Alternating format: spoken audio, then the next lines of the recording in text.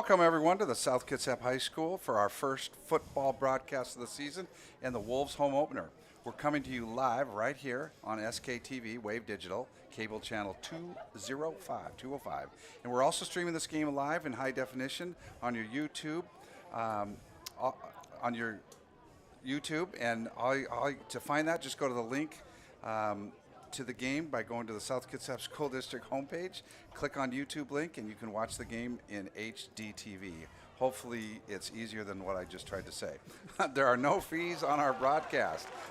I am Brian Pickard, and in the booth tonight with me is good friend Troy Larson. The Wolves take on Puyallup High School, the Vikings from Puyallup. Hey, Brian, how's it going? Just a perfect night out. Oh. We don't get a preseason, do we? Like, we don't get to practice rereading all of those quotes. So you're off the hook. It'll come out smoother next time. But just first thing I noticed when I came up to the field today, Brian, when we drove up was a little bit of excitement out in the parking lot, all of the cheerleaders and the band being led in by Port Orchard's finest. It looked like Port Orchard Police Department maybe, which was awesome. So whoever had that idea to march in the cheer squad and the band escorted by Port Orchard Police was super cool. I think both of us were super impressed by that. And then secondly, the really good sized crowd here early tonight. So fantastic. It was awesome for me personally to connect with some personal friends over the years that their kids have grown up and are playing tonight. So just an awesome atmosphere. Well, Troy, we got the captains going out. South Kitsap Wolves captains are Jordan Lee, John Gosser, and Daniel Welch. They're going out with the refs, and they'll toss the coin and see who gets to kick off. We should have a really competitive match tonight, too, Brian. I know the Wolves are 1-1 and Puyallup is 0-2, so but don't get stock at just looking at the records, Mr. Pickard. Yeah, right? No, absolutely. They played Emerald Ridge and Graham Compausen, two highly ranked teams in the state. Very highly ranked teams, and the Wolves are 1-1. Had a really competitive match in the bout that they lost and with the victory. So if all goes well tonight, we should have a really super competitive high school football game, which is I think everybody's all wishing for. Yeah, absolutely. On a perfect early fall night, late summer, and so Puyallup has always been a solid program for years and years. South Kitsap, as we all know, has had some hard times recently, but there really feels a big energy going on, and they're an up-and-coming program. And the Wolves are going to start with the ball tonight. That's fantastic. Yeah, speaking of the weather, you dressed for summer. I dressed for fall. I kind of think there's maybe some in-between in there, so the sun needs to go down a little bit for me to get a little cooler up in the booth. But for all kinds of reasons, it's a good thing that we're not on camera. That is true. We have they don't have wide angle, and we have faces for radio. Faces for radio. So should be super exciting. And I can also say every year, I mean it's been more than a couple years now, but it is so encouraging to come up here year after year as a community member, and even when we do these broadcasts, that the field is tremendous. Beautiful. I mean, I know it was a long time coming, and it was a big investment by the community, awesome support by Kitsap Bank and a lot of other people in there, frankly. So to have it come up and look very uniform every year and consistent and not worrying about drainage is just super cool. Absolutely. Just want to put a plug in here. Of course, our incredible NJROTC were color guard this evening. Yep. They are always sharp as always. And then the band under the direction of Gary Grams, he and the band presented the national anthem. And I don't know how you can have it's probably a requirement somewhere, but I don't know. To me, hearing the band play and get going, it just adds to the atmosphere. And there's a lot of electricity in the air tonight. It's just really neat. We've got the and that's a strong kickoff. Speaking of electric, Puyallup's kid's got an electric leg, so we'll get down to his name. Special teams for Puyallup is always a focus. I know last week or 2 weeks ago they did actually have a kickoff return. So special teams is a part of every game. It's clearly part of Puyallup's focus. So here we go, Brian, set it up. Yeah, I believe that was number 9, Luke Falcone, I think we pronounce that. Yep. And Yeah, strong leg. He's kickoff and PAT field goal. I think I understand why after seeing that kick. So the Wolves are going to start on their own 20-yard line. 1st and 10, going south to north. And here we go. First snap of the home season. Home season. Jordan Lee's behind center. Pitch sweep. Quick swing pass. And Puyallup read that one, knew exactly what they're going to do, and played a nice defense, catching him for about a 2-yard loss. 2nd down and 12 for the Wolves. And offensive line for the South Kitsap Wolves is led by senior and captain, number 65, the center, John Gosser. I believe he's a 3-year starter on the offensive line here for the Wolves. So he's probably really looking forward to his senior year. Shout out to the Gossers.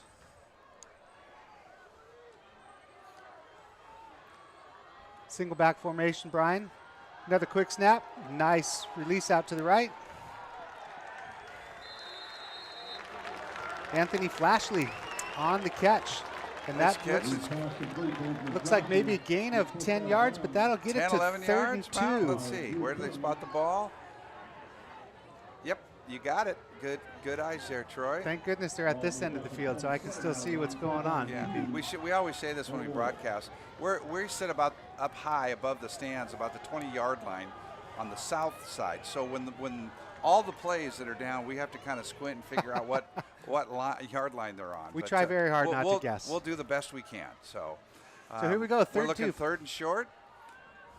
Lee's back there, shotgun formation. First 3rd down of the evening. It's an option read. He's going to keep it. He's got feet. Oh, I see a late flag coming in the behind, and that usually falls into the place of offensive line holding, possibly, Brian. But we'll see. That's too bad because good play that by was Jordan. A nice play. Jordan, man, he was going to be tackled for a loss. A little quick footwork, of which neither one of us have. Yeah. And he scooted around and picked up the would-be 1st down, but I think it's coming back. It's coming back, but nice elusiveness by Jordan on that play, Brian. Yeah, well, remember the last couple of years that we've been watching him. Sophomore and junior years, he moves. I believe Jordan's another one we've been watching for a couple years, right? Make people miss. Well, unfortunately, instead of setting up the ball about on the 34-yard line, we're bringing it back to the 18. It's now going to be 3rd and 12 rather than 3rd and short. That's too bad. Missed opportunity, but mistakes happen, and you build from it and go on. Our front group for the starting defense for the Vikings are Trevor Tabor, number 66, a tackle. Another tackle, 76, Colin Leonard. He's dropping back to pass. Jordy's got somebody down the middle. Oh, and it's intercepted. Pass interference. It's going to be, looks like maybe potential pass interference on the defense. The ref was watching them specifically, those two that got tangled up. So I'm pretty sure he is confident in whatever he's going to call, whether it's offense or pass interference. He did run right into him, but we'll see. You have the right to run the route.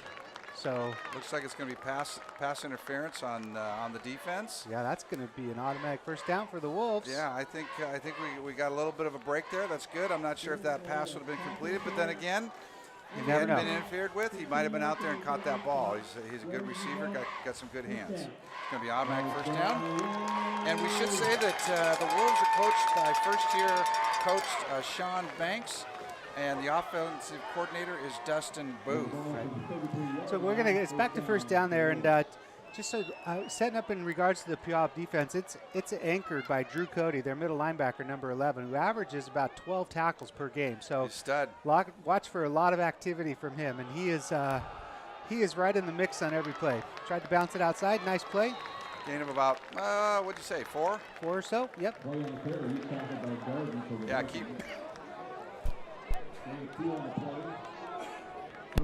keep your eye on number 11 there, because he is a stud in the middle. Yes. That's Bryson Clay on the run. Looks like a nice 4-yard gain. So the Wolves off to a pretty run-pass mix completion of their offense. So perfect to see a little variety in here. Jordan has yet to get underneath the center, but there's an option read for him too. Another nice play out to the outside. Here we go back again at 3rd and 2. It looks like, but an aggressive run out to the outside. I do like the mix, though. A little bit of pass, some good runs. Most of the runs on the outside. And Bryson Clay's been looking strong. He's got get some aggressive yards and is quick to bounce it outside. In talking to some of the players and some of the coaches and whatnot, they've kind of said, you know, South Kitsap has gone back to just basic hard-nosed football. Nothing flashy, nothing fancy, just playing the game the way it should be played. Good, got a little motion up to the us, right up the middle with Bryson again. I think he's going to get that first down. It's going to be close. Nice play, Bryson. Nice lead block by Anthony, flashy as well, who Jordan put in motion coming in from the left-hand side and got a good block up the middle. And Bryson just followed him into the hole. Oh, looks like they're a little bit short. Okay, Coach, what do you do here? I'd say I would put the ball in Jordan's hands again and maybe give him, they seem to be going to the short side of the field a little bit. Maybe Jordan will take off to the left here. But I would put this decision in Jordan's hands. And I think he was going to take off to the right. I'm afraid that we have a little. We're going to have 4th and 6 here. 4th and 6. I think you bring your punter out. That may involve the punter. Yeah, we got a little motion before the snap there.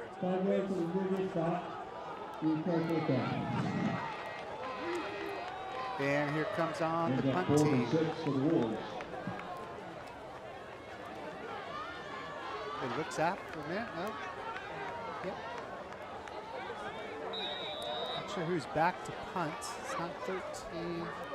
Can't quite see, but anyway. John Gosser with the long snap. Good snap. That looks like it was Jordan Lee punting. Got a good roller, actually. Down, picked up at the 30-yard line by Puyallup. Covered well. Yep. He might get around to the outside. Uh-oh, there's a flag. This is going to come back, though. More often than not, it's going to be a... and he falls down about the 16, 17-yard line, but like you said, I think he's coming back. There's a penalty flag back on the 35-yard line. So. You know, that's just, that coach, that turns coaches' hair gray, if they have any hair, you know. So, but, it's still, only the 3rd game of the season for both these teams. That's correct. And they're kids. They're going to make some mistakes here. And hopefully it won't be a flag party here. Those yellow hankies all over the place, because we've already seen, 3 of them, I think, so far. Correct. So this looks like it's coming back. It's all, and the Wolves defense is coming out onto the field. Now, I can tell you, Brian, I've watched a little bit of film on Puyallup, a couple plays, and as their offense comes out here, led by Caden Rolfsness, I can guarantee you that they have a high propensity for big plays. Some of them come in the run game, Brian, but some of them come in the pass game too. So Caden can throw the ball. But he's just a junior too. Yeah, just a junior, but they have a propensity to have a very explosive offense. And here they go, starting right off on an incomplete pass. It looked like a lateral, actually, but maybe not. It looked like maybe a forward pass, but that was well short of its intended target. So it looks like that's going to be an automatic 2nd down, incomplete pass called. Looks like. I don't know if he was trying to skip it to him for a flea flicker type of play, or if it just got a little loose coming out of his arm. So now we got 2nd and 10. Ball's on the 20-yard line. Going back to pass. Oh, nicely broken up. Excellent defense. It's nice to see those guys coming up. Yep. Excellent defensive play by Octavian Clark. Playing the corner, really tight corner there, number 5. Got his left hand in there, didn't touch the receiver, so well played, young man. Now we got 3rd and 10. We got trips out to the right. Out to the right or the right? To the right. See, Caden's looking at her, and Caden is also taking all of the snaps from the shotgun position this evening so far on the first series. They go up to man on that. Oh. Just hit him on a quick cross. And it was kind of interesting there because right at the last minute, Octavian jumped up on him and played him really tight on that corner position.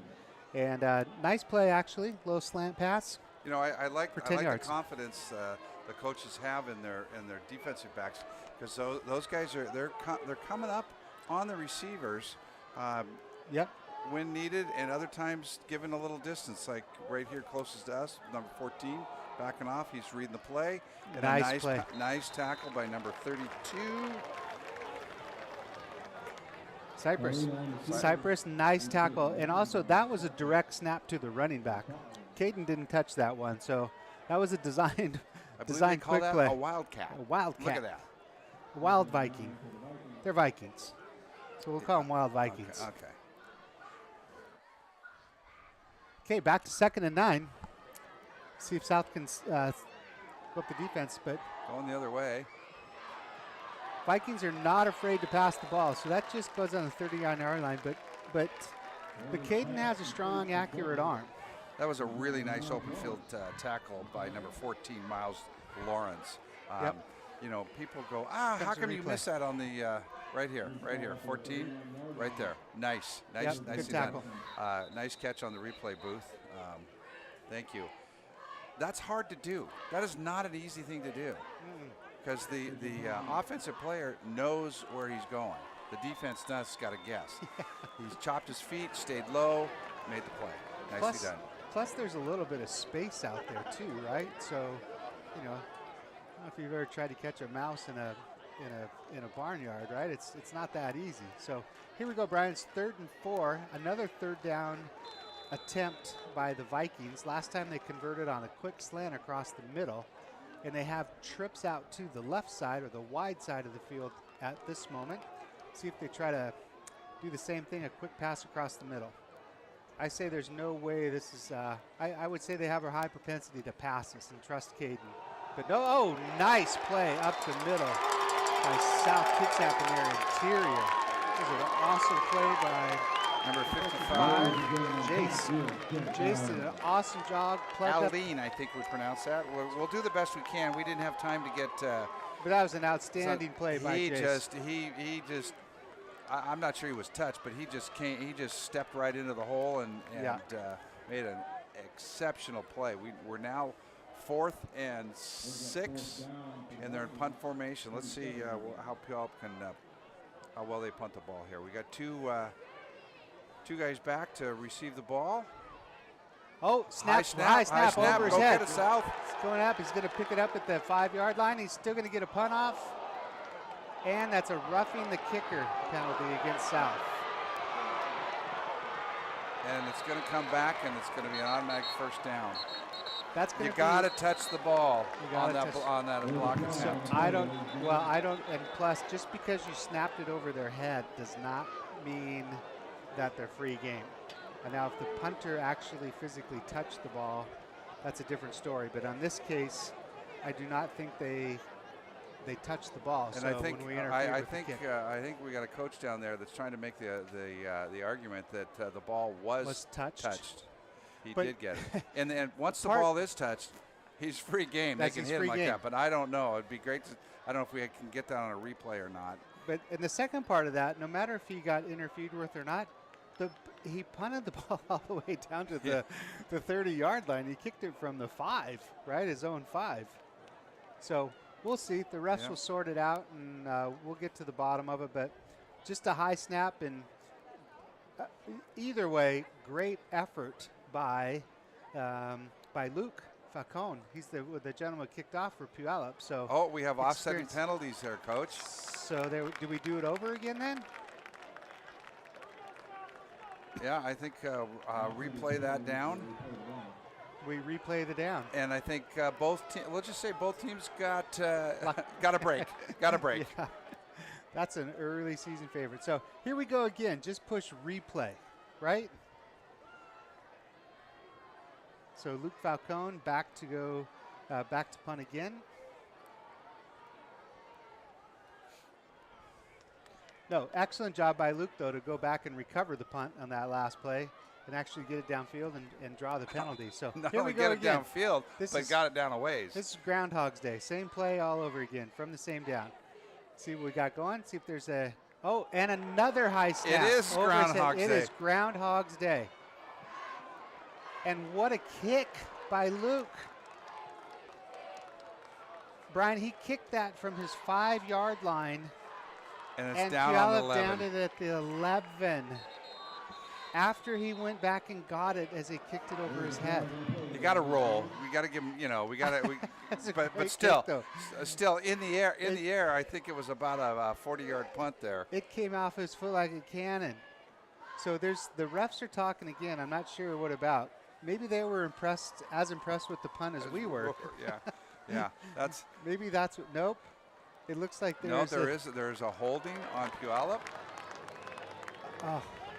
Third time's the charm for South. I don't know. I think you got to make him kick it again, don't you?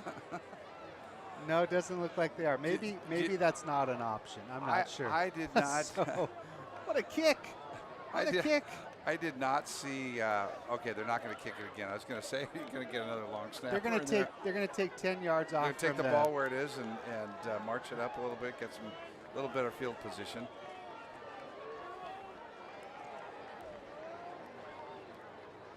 Going to get a change of ball. And there we go with the ball boy hustling off.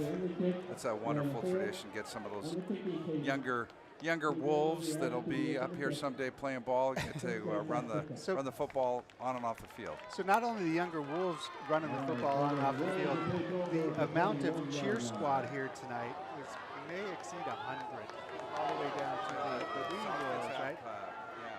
Pee-wee cheerleaders. Pee-wee cheerleaders. So that's fantastic. We got 5 minutes to go, 5:50 left to go in the first quarter, and Jordan's ready to take. Oh, Nick's a nice handoff to Bryson again. Excellent play. I'll take the. I think the Wolves will appreciate that. Looks like they ran right over their captain, John Gosser, right up the middle. I'd run behind him too. So it looks like they got maybe 4 or 5 yards there, Brian. I think we got 4 yards and second and 6, right nose of the ball on the 25-yard line. Yep. Good 4-yard first down play. Jordan's back again by his compadre, Bryson, back there in the backfield. Clap of the hands. Set up. Quick pitch out to Bryson. See if he can turn the corner. Boy, nice hard run, huh, Brian? Yeah. Doesn't look like much of a game. Run. Yeah, I think he probably only picked up about a yard.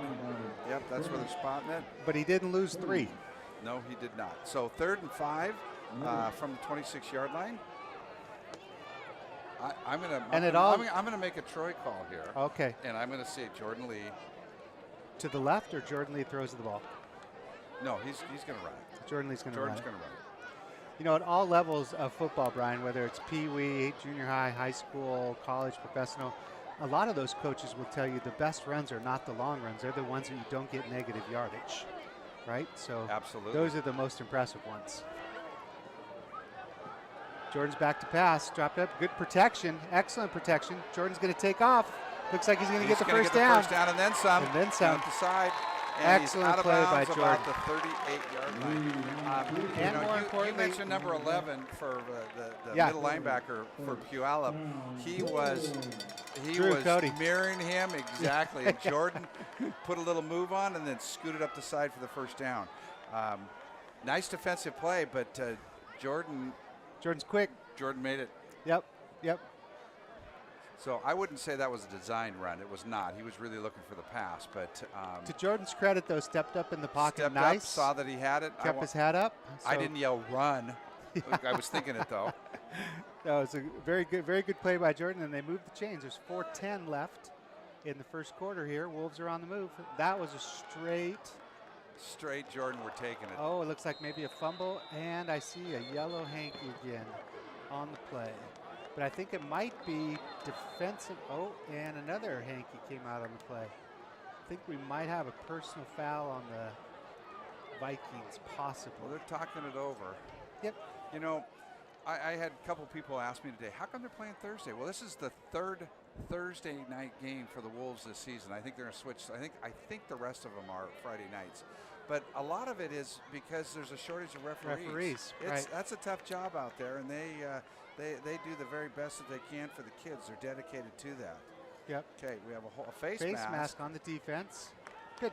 Well, that's funny you say that, too, because I texted one of my good friends earlier tonight from up here in the booth telling him that I was at the South End Puyallup game being part of the broadcast this evening, and he sent me a text right back. Now, he's got a son that plays at Bellarmine Prep, and he said, I'm working the scoreboard tonight at our game, so we're not the only ones playing on Thursday night this evening. So a lot of high school football games being played. That's a 15-yard penalty there, boss. I think it's a 15-yard from the point of infraction, too. So if it happened it must be, because they really moved the chains on that one. So they're going to have 1st and 10 on the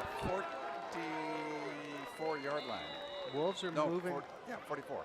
44-yard line. Wolves are moving in. 1st and 10, just under the 4-minute mark. When do I give my disclaimer of who we are and what we're doing here? I thought you were going to say your disclaimer on your ability to do math. Just count. Nice play to Bryson. Great run. Great blocking up front by the Wolves. So offensive line did a great job there, especially up the middle. It's a good job. You know, Bryson Clay, the running back there on 24, he made a nice job. He made a nice cut. He was initially had a hit, and he still picked up another 4 or 5 yards even after the initial hit. Right. That's something that coaches love to see. For running backs, I was never one. You ever see me run, you know why. But the legs just kept pumping. They just kept going. They just kept going, and you pick up those extra yards. Brian, let's see if they take a chance here. It's 2nd and 1. There's 3 minutes left. They're on the positive side of the field. Maybe they're going to let Jordan throw the ball here. Nope. Oh, nice play by Jordan to actually handle the snap. There's a little bit of a bobble in there. That's just to throw us off a little bit, get us a little excited. Yeah, well, I think, either way, got it into a 1st down. So, another 1st down by the Wolves. You know, and again, that's Bryce an is coming out indication for of a breather. well-coached team is when things happen, some adversity. I mean, that's a simple bobble of the ball, but they hung on to it, and they made a positive play, and in this case got a 1st down. Yep. Nicely done. I'm impressed. Both teams. 1st and 10 on the 35. Direct snap. Quick pitch. Oh, get out to the corner. Nice hard run.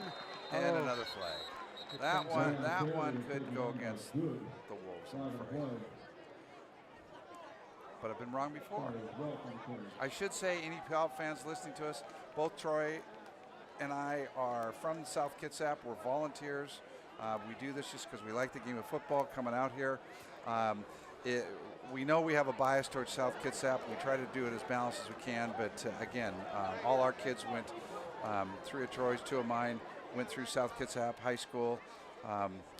Variety of activities, variety of sports, and all that. So, Puyallup fans, if you're listening to this, we apologize. We'll do the best we can, but go Wolves, go Vikings. How about that? That's it. And not only are we football fans, you and I both love the atmosphere of any of this stuff. It could be a basketball game. It could be a wrestling game, or high school sports are so intricate in both of these communities, Puyallup and Port Orchard, right?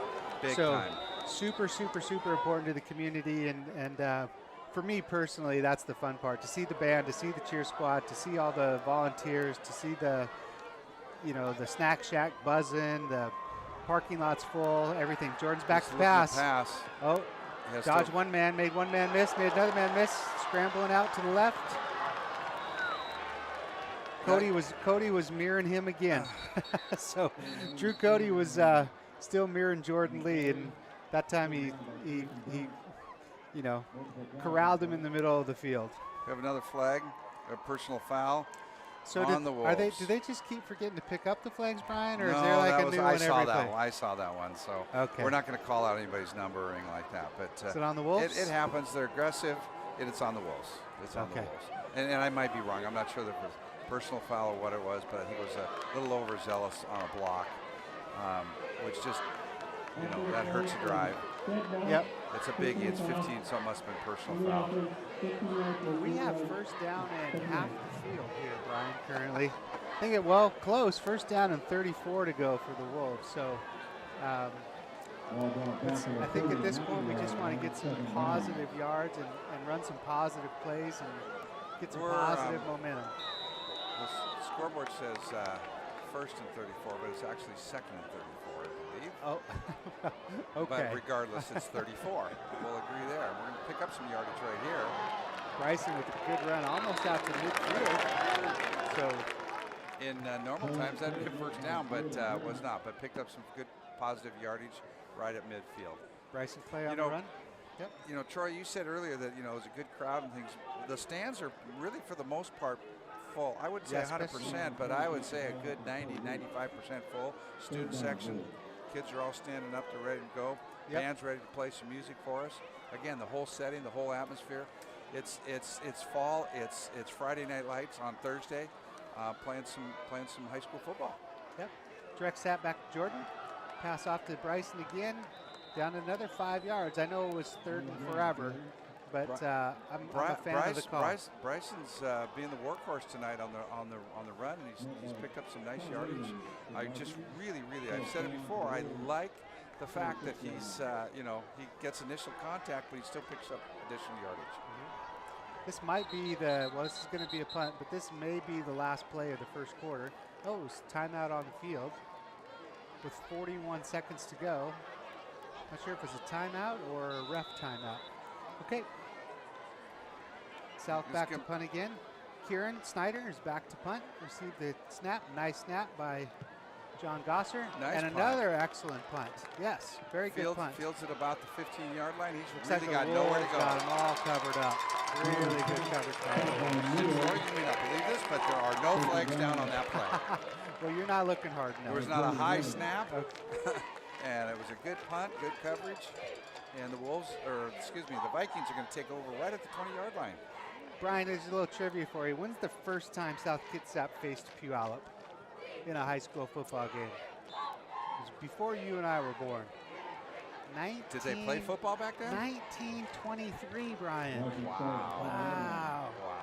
1923. 100 years ago. I did that math myself. I didn't have to take out the shoes to figure it out. And I did not use my calculator. And I said you couldn't do math. Another nice defensive play stuffed up the middle. So that looks like it's going to end the first quarter, Brian. There's going to be about 15 seconds left. And Puyallup actually continues their struggles this year in the first quarter, Brian. So they have yet to, through 3 games, score in the first quarter. South only averages a couple points per quarter, but a little bit better for. I'm sure the coaching staff's working on getting them coming out of the box a little hot. So anyway, back in 1923 was the first time they played. 100 years ago. Both have faced each other 13 times, including the 1923 game. 14 if you include tonight. The last time South Kitsap beat Puyallup was in 1985. Oh, I thought you were going to let me guess. Under Coach Ed Fisher. Legendary Coach Fisher. Coach Fisher track, yeah. Also, on a fun note, it's so fun to have all the kids that set up all of these mics for us, Brian, and the cameras and the replays. The booth is always in excellent shape. But this marks the 25th year of South Kitsap High School Video Production. Their first production was back in September of 1998 when South Kitsap faced the SKHS. South won 21-14. In fact, the production team has the first South Kitsap touchdown.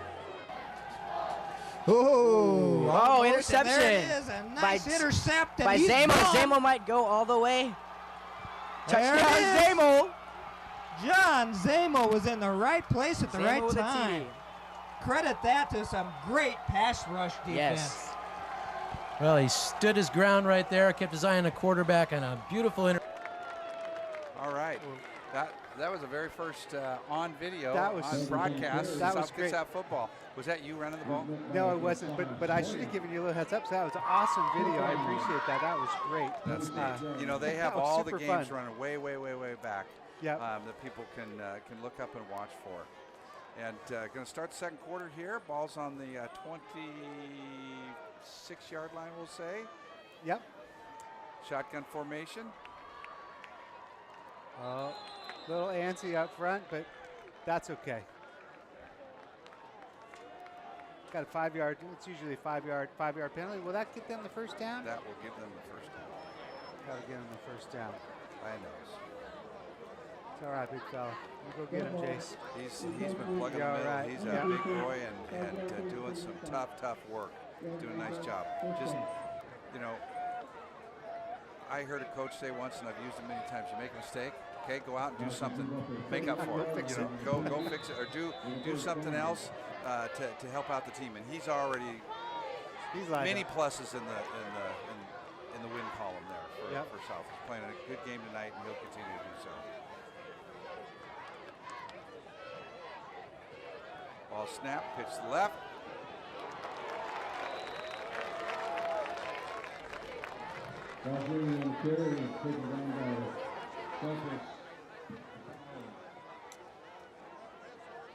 So I apologize, Brian. I don't know if Caden's still in. We have Caden as number 17 on the roster. Caden Rolfsness, and do not have the number 19 is actually receiving a lot of the snaps on this series. So I'll have to watch that next time as we go. Oh, that's a quick jet sweep to the right for number 13. Uh-oh, he'll be breaking a tackle. Very good executed play on 2nd and 8 there. All the way up to the 40-yard line, South's 40-yard line. I have on my sheet here, number 19 is Braden Paulino. There you go. He's a freshman. Oh, looks like there's a long quarterback, pause. wide receiver.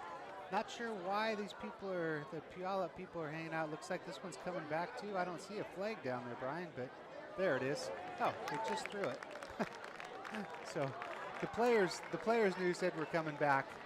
But yeah, so that's unfortunate. That was a really good play by the Puyallup Vikings.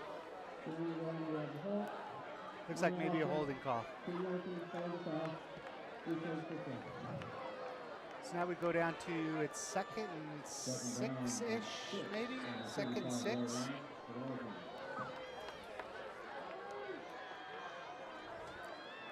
See the direct snap, quick flare out. Oh, nice coverage. That'll bring up a 3rd and short. Braden Paulino for Puyallup continues to be a quarterback. You don't see that in 4A very often. A freshman. No. A freshman playing, you sometimes do, but particularly at the quarterback position. So Puyallup's got a pretty balanced offense as well for the first half, much like South. So on average, Puyallup, we'll see what happens here on a 3rd and short. I bet you they're going to go wide, Mr. Brian. So they're going to go wide here and direct snap again to quarterback, another jet sweep, and another whistle. Does Puyallup take a timeout? They took a timeout there. You know, so Puyallup's team, go ahead. Something we didn't say is, you know, at the end of that first quarter, it's a draw, 0-0. Both teams playing tough, both teams making some mistakes, but are correcting and improving on what they're doing. So it's been a tough game, no score, but both teams playing tough in the trenches and eliminate. I think whichever team eliminates some of those mistakes is going to jump here real quick. Yep, I completely agree. So far Puyallup's been pretty balanced too. We don't actually keep track up here in the booth, but on the season average, they average 131 yards rushing, Brian, and they average 108 passing. So yeah, so super really balanced offense for the Vikings. And it feels like, I don't know specific stats tonight, but it kind of feels like they're 50-50 again.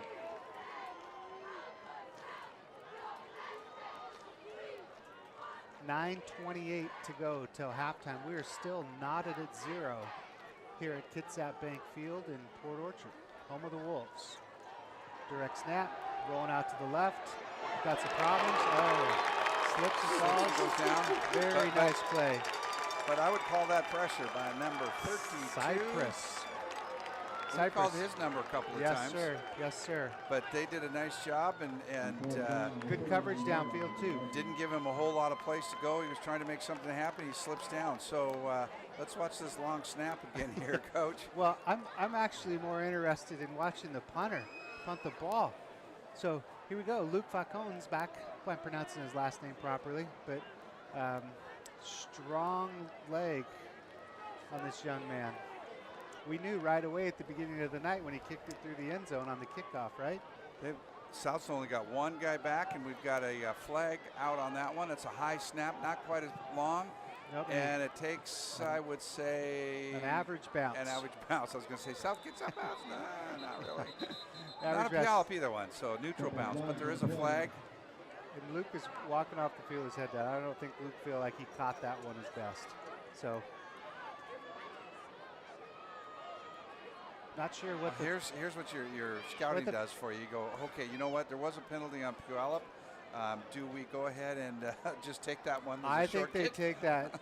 Now, I don't know what kind of, it looks like it was thrown right at the line of scrimmage. So, illegal motion. Yeah, there was. on the I saw a Vikings. guy shot up right up the middle, and he was a little early. And that time, I think they were going after it because South Kitsap had one guy back.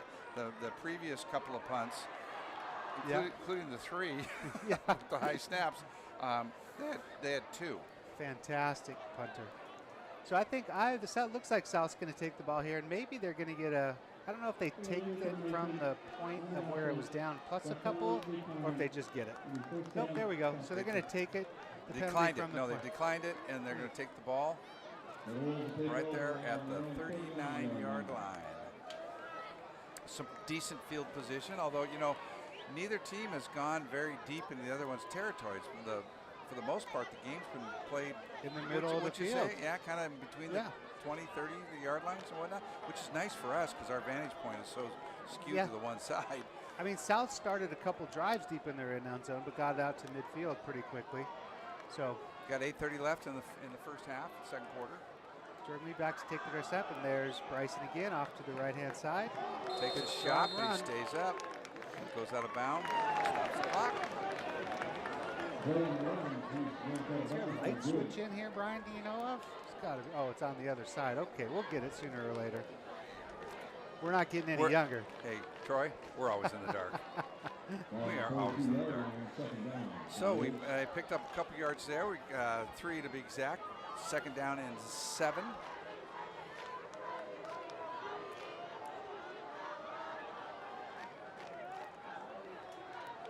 Direct snap again to Jordan.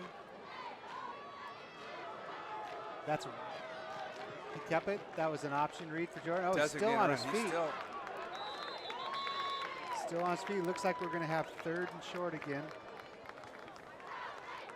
I can't wait to get a couple more of these stats on the students and the staff here that do all of the production for us. And I know it takes a lot of effort. That's all volunteer. The kids have to be in video production, but they volunteer to come up here on the evenings and do this. Yep. And it's a great service, and it's not just, you know, definitely not for the two of us, although we enjoy it. But it's you know, really a service, particularly those relatives and family that can't come to the games, maybe are kind of housebound or out of town, out of state, in another country. Yeah. Really quick pass out to the left. Nice cut back towards the middle.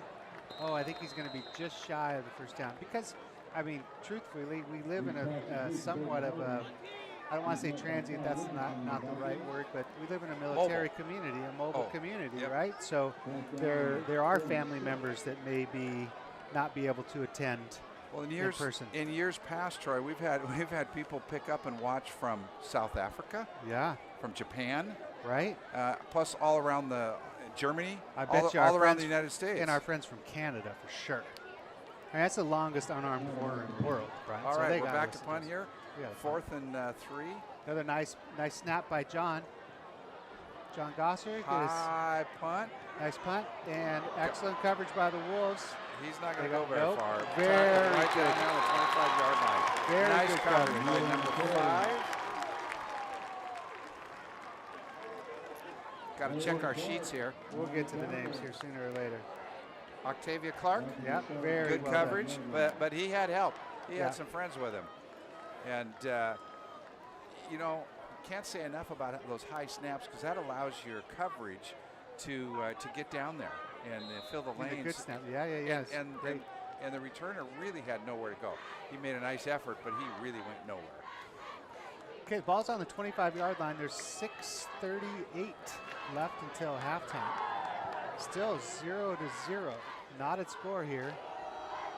Just a straight handoff up the middle. Strong run by the Vikings. Looks like they may have got 7 yards. Just off left tackle.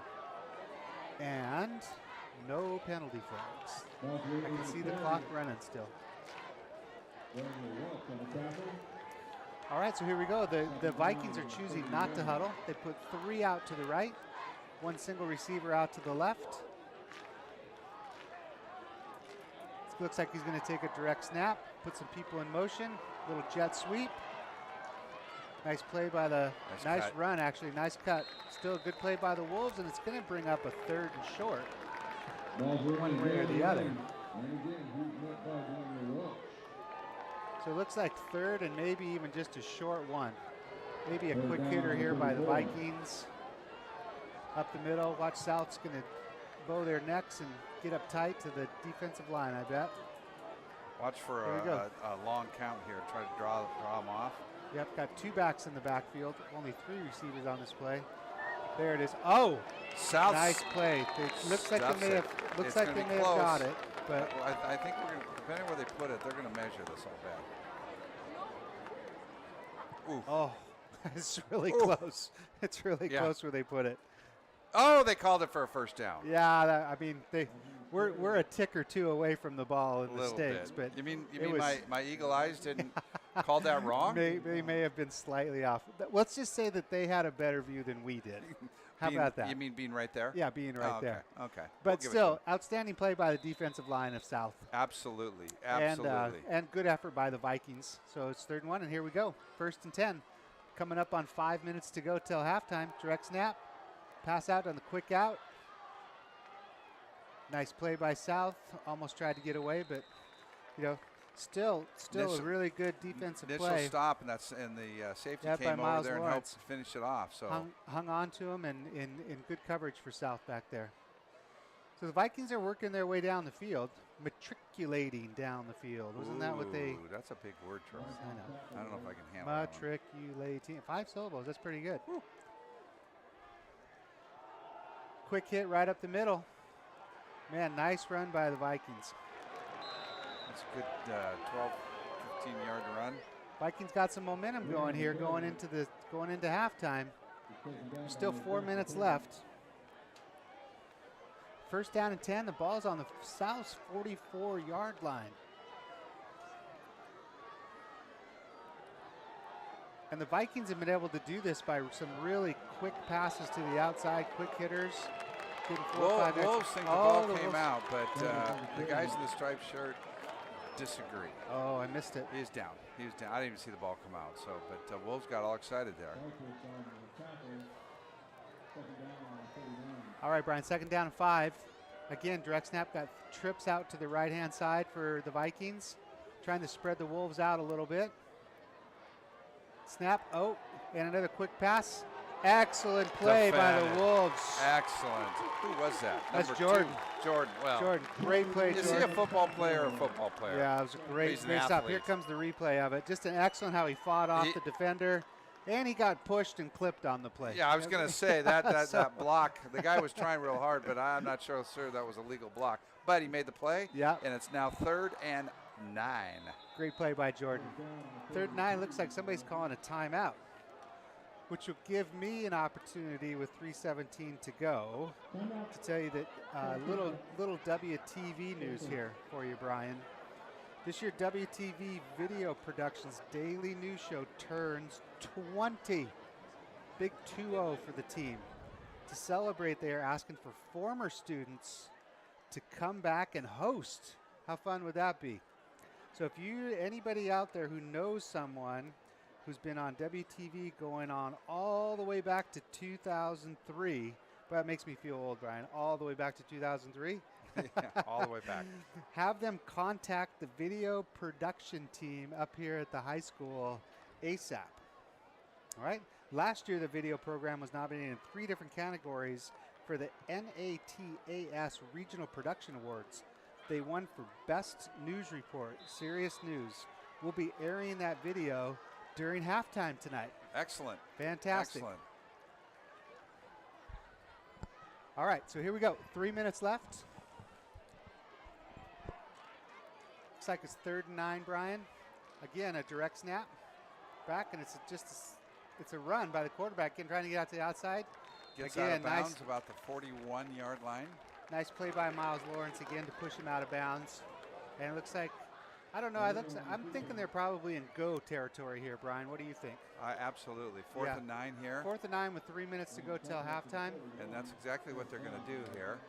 All right, big stop by the Wolves here. The cornerbacks are coming up tight on those outside and we got wide trips, receivers.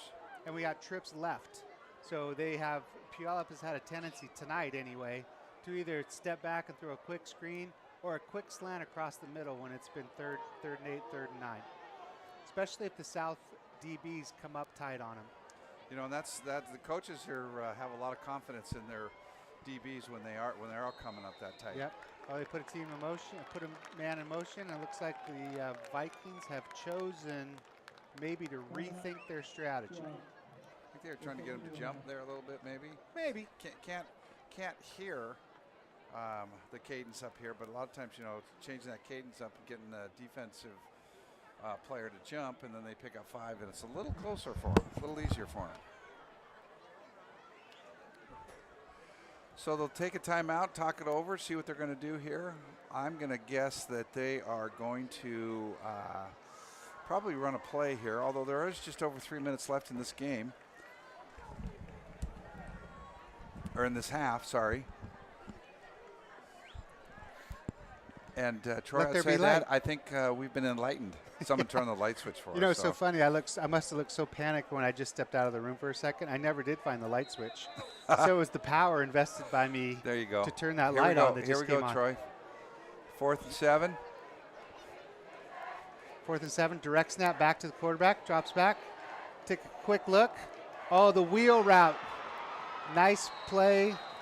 It's a good pass by the quarterback of Vikings. That was just your old wheel route. He didn't even spin, really. So, well executed on 4th down. That's a tough one on the Wolves. Wolves are going to have to tighten up here. Yep, but that one, you know, the defensive player, he was there. He was there. It was just a really nice play by the Puyallup quarterback and receiver. Nice ball. Ball looks like it's on the 15-yard line. High snap, right up the middle. Ooh, looks like a strong gain, then maybe down to the 5-yard line. So, Brian, we're coming up on the 2-minute mark. Both of these teams average in the second quarter about 7 points. So this is going to be one way or the other. I think this is going to be tightly contested at halftime, but see if the Wolves can keep the Vikings out. They're at the far end of the end zone. Direct snap.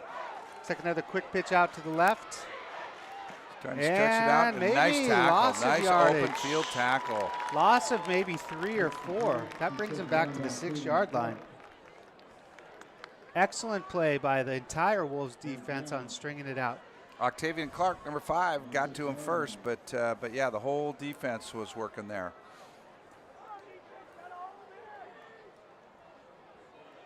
Puyallup players are looking to the sideline for the signal for their play. Which play to call here? We got 3rd and 1 on about the 6-yard line. They got to get to the 5, I believe. And there goes a flag. Another flag. So there's 1:46 to go. And to all the production team that's listening along with there, maybe a prompt towards the first half of some shout-outs whenever you guys want us to. Okay, thank you. So 1:46 left. Ball's on the, what do we got, Brian? 5-yard line? 4-yard line? 3-yard line. I think the going into the I north think end zone. Puyallup just picked up the first down on the penalty, whatever the penalty was. Yep. So 1st and goal on the 4. Okay. 3, they're calling it. Run to the right. Oh, and that's a touchdown for the Vikings. With 1:40 to go, the Vikings get on the board with a strong run over the right-hand side. Just off right tackle. The Wolves are competing. You know, in years past, in some of these games, they get so far behind, and it's 0-0 with less than 2 minutes to go in the first half. Both teams are playing tough. Good scoring drive by the Vikings, and I feel that the Wolves will come out in the second half fired up, ready to go. So as far Kick as is up and good for an extra point. That makes it 7. So with 1:40 to go in the half, it's the Vikings 7 and the Wolves 0. And Brian, just because you know, like you said, it's a very competitive game at this point, 7-0 on the for the Vikings from Puyallup. And even though the Vikings are 0-2 on the season so far, they've had 2 very tough opponents that they have competed against. And if you believe some of I just looked at a couple rankings online today, and Puyallup actually in Division 4, you know, 4A, as they're ranked 21st, and SK, even though they are 1-1, are ranked 32nd. So really closely tight matched throughout the records. Record-wise, yeah. Well, recognizing that opponents. These 2 teams are closely matched, and the play in this first half represents that. Absolutely, absolutely. So it looks like South's going to get it one last chance to do something before halftime. The 1:04 to go. Let's see if he can kick it out of the end zone to the north and the south, Mr. Pickard. Here we go. Oh, he squib-kicked that one on purpose. Takes a nice big bounce. Fields it about the 10-yard line, picks it up, gets hit, spins. It's down at about the 25-yard line. Somewhere around in there. And that was Nicholas Shockey on the return for the Wolves. He's been a leading receiver for him the first couple of games. We haven't seen as much passing, but I suspect it'll open up a little bit in the second half. Yeah. 1:31 to go. See if we can get some positive yardage. The staff's checking out Kieran Snyder down below. Looks like he got dinged up a little bit. Everything looks all right. Looks to be his arm or wrist or hand. Direct snap back to Jordan, and he looks like he's going to run it up the middle. Oh, just about broke it onto the outside. Nice play by the linebackers of the Vikings. This is taking place at not our favorite parts of the field, Brian. I know, I'm leaning halfway out the window. Get back in here. People down there saying, don't jump. Trust me, I won't. So the Vikings are trying to play a little clockwork here and called timeout to see if they could potentially try to get the ball back. Brian, in regards to our production team here, do you know where the first live game was that was broadcast here? The first live one was I'm gonna go get. Think it. Just don't say it. Think it. I think it was the 2005 homecoming game, and South Kitsap faced Olympic, and they won 31-14. I bet you were here. Probably. So that's great. No, 2005, the first live game, and their first stream game was in 2011 with the help of the South with the Kitsap Sun. South faced Central Kitsap and won 17-10. So. A lot of history with the production folks here up at the high school. Okay, here we go. Second and 11. They actually lost yards. Jordan's back to pass. Looks like he's going to run this one. He was definitely looking to throw deep, but receivers were pretty well covered. Yep, he was trying to sync up with Anthony Flashley for sure on that one. It just wasn't there. So. Decided to get the ball. 1:17 left. They need to get some. I don't know if the Vikings did not call. Somebody called timeout, so it must have been called by the Vikings, Brian. Again, super competitive first half. If we don't have the actual statistics in front of us, but I would bet the rushing and the passing on both teams is extremely balanced. Equal at this point. Pretty balanced. All right, we got 1:17 to go. 3rd and 6. First down would really help the Wolves, and of course, Puyallup wants to nice stop catch them. by Jordan. He's got some time. He's rolling. Don't fumble, young man. There you go. Throws the ball, gets rid of it with 1:09 left, but that may bring on to the field South Kitsap punt team. Yep. So excellent defensive series by the Vikings there, Brian. I think they took over with 1:50 left, so I think only 40 seconds ran off the clock for that series of downs, and the Vikings will be getting the ball back prior to halftime. You're reading my mind. I was just going to say that. So they'll come out. Each team, I'm sure, will have some corrections and adjustments given to them by their respective coaches. Good snap. Good punt. Excellent punt. Looks like Fair a fair catch. catch on about the 37-yard line. So the Vikings will take over possession on their own 35, 36-yard line, heading from south to north with 1:03 left, and the Vikings currently still have the lead of 7-0. Again, 1 minute and 3 seconds left as we go on to head towards halftime. I think Puyallup's going to try to do probably some quick passes here, move it up, get out of bounds, see if they can, potentially. We know they have a strong kicker. Yes. They could get in field goal position, pick up some extra points before the end of the first half. See if they have South some has motion. other ideas. See if they have some motion here. They got 2 out to the left, 2 out to the right. Another long pass down that field. Oh, what a over catch. the outstretched hands. Over the outstretched hands of Octavia Clark, who I bet you if I had a mic on him right now, I thought he was going to intercept that ball. I thought he was. Right over. I thought it was. It was well defended. It was just a nice pass. Just over the outstretched. And then he's down there moving and shaking, and the coach on the other side said, get out of bounds. Yep. Hey, there's a shot of a couple of funny-looking guys. And an excellent reception by Puyallup, too. So a nice pass play. Go back, another quick pass. Gets out of bounds just like Nicholas Neal on the previous play for Puyallup. Wrote that up. So what does that get him down to, Brian? Where are they at? The ball is 35-yard line? 35-yard line.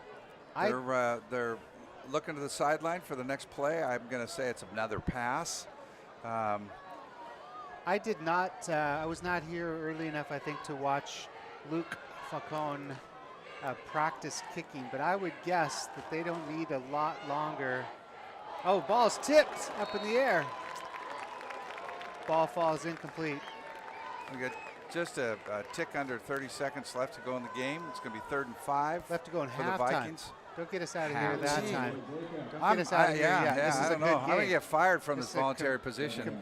It's a competitive football game. But I would go, so this is 3rd and 5. I think if they do not get it, I would not be surprised to see them attempt a field goal from here. That's a long way to go. It's a long ways, but why not? Ball's up in the air, over the middle. Oh, just incomplete a little pass. high. Little high, a little behind him. Yep. But he was open. He's right over the middle. I'm sure both receiver and quarterback would like to have that one back. So ran off about 5 seconds. We're down to 24.8 seconds to go. 4th and 5. And you are absolutely right, Mr. Troy. We're lining up. I give this better than a 50% chance of going in. So, but it takes 3 things to happen, right? Good snap, good hold, good kick. So it may be doable pregame with no rush and the ball on the tee, somebody just holding it. But we'll see what happens at game time. When you got a pack of wolves coming after you, it's a little harder to make that one go. I am confident that he can kick it this far. It's just a matter of the execution. Well, we're about ready to find out. See what happens. Ball sits on the 35-yard line. So he's kicking it from the 41. Snaps down, goal. Nope. up. It's going to be, it's probably long enough, but it was way left. So way left. Wolves are going to get the ball with about 20 seconds left. What do you think? Take a knee, go into halftime, regroup. I bet you they come back out fired up. Regrouped, get some refresh, get some hydration in you, get a second plan. Now Brian, coming into the 3rd quarter, the Wolves, it has been their strongest quarter of the year over the first couple games. So they've averaged over 13 points in the 3rd quarter. So that's a great attribution of the coaching staff and the kids' willingness to listen and making adjustments and coming back out ready to play in the 3rd quarter. So it's up until this point in the 2023 season, the 3rd quarter has been the Wolves' strongest quarter. Okay, well, looks like we're going to run a play. We're not going to just take a knee here, Coach. Nope. Little jet sweep, big gainer. Out to the 32-yard line. Looks like it's first down. Close to a first down. Somebody called timeout. Looks like the Wolves did. 13 seconds left. No wasted plays, I guess. Brian, not ready for halftime. Nope, not at all. Maybe the Gatorade's not chilled yet. So is this where you get? Is this where you get tricky, or just a? I don't know. So, I don't know. Maybe they practice specifically for. Maybe they have a play that they practice specifically for this scenario. The old fumble-rooski or something. Fumble-rooski. I mean, Anthony Flashley's a very capable wide receiver and a big target out there on the side. So play always like I'm not sure what you call it, but it's where the quarterback actually ends up the wide receiver actually steps back, and so it's a lateral. It looks like a forward pass, but it's a lateral, and then the wide receiver throws it down to one of his buddies. I don't think they're going to go with something like that. That's a little too risky, but I love those plays. Got Drew Cody is just literally roaming the middle of the field for the Vikings, shadowing Jordan Lee.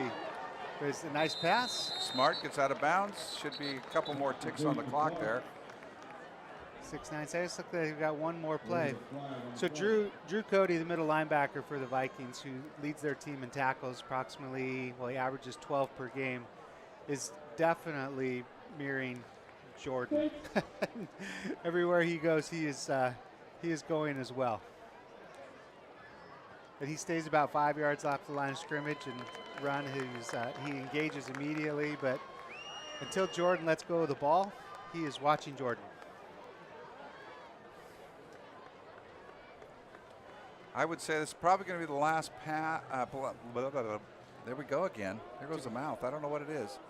The last play of this first half. Is there a penalty on the play? There sure was. Don't know why the Vikings are moving downfield.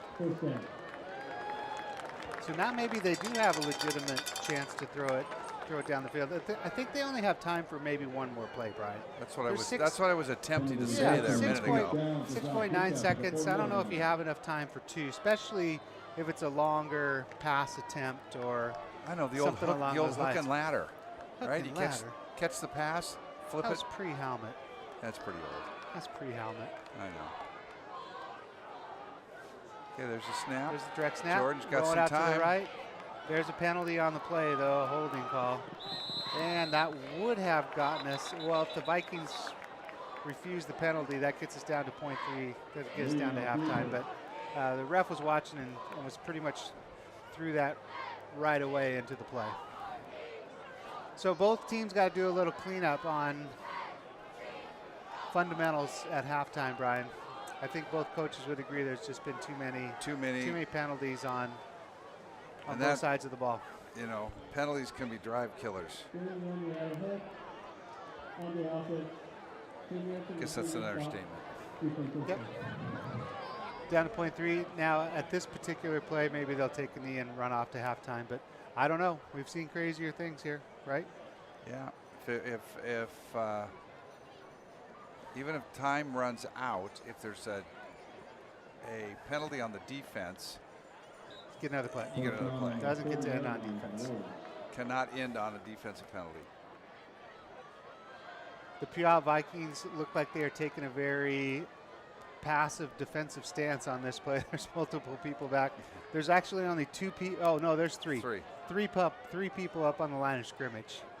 This put the P in prevent defense here. Drew Cody's just 5 yards off the ball. And Jordan Lee will take a knee, and that will end the first half. Well, Troy, that was it was an excellent game.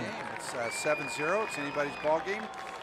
First half, again, balanced attack by both. Penalties hurt both teams. I'm sure those will get cleaned up in the second half, and we're going to go into the halftime.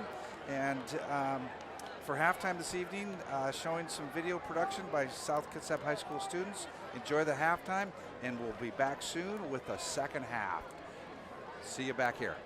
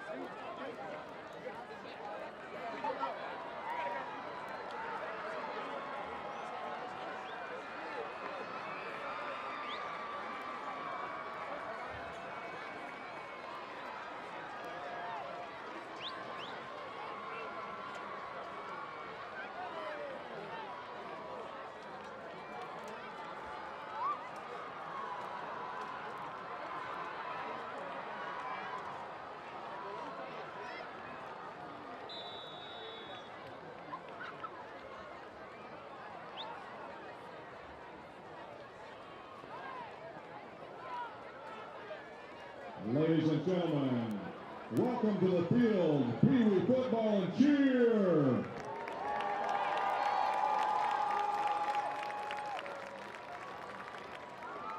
Football E-Maroon Squad, 5 and 6-year-old, head coach Sean Bonilla, assistant coaches Lily Bonilla and Chris Swanson.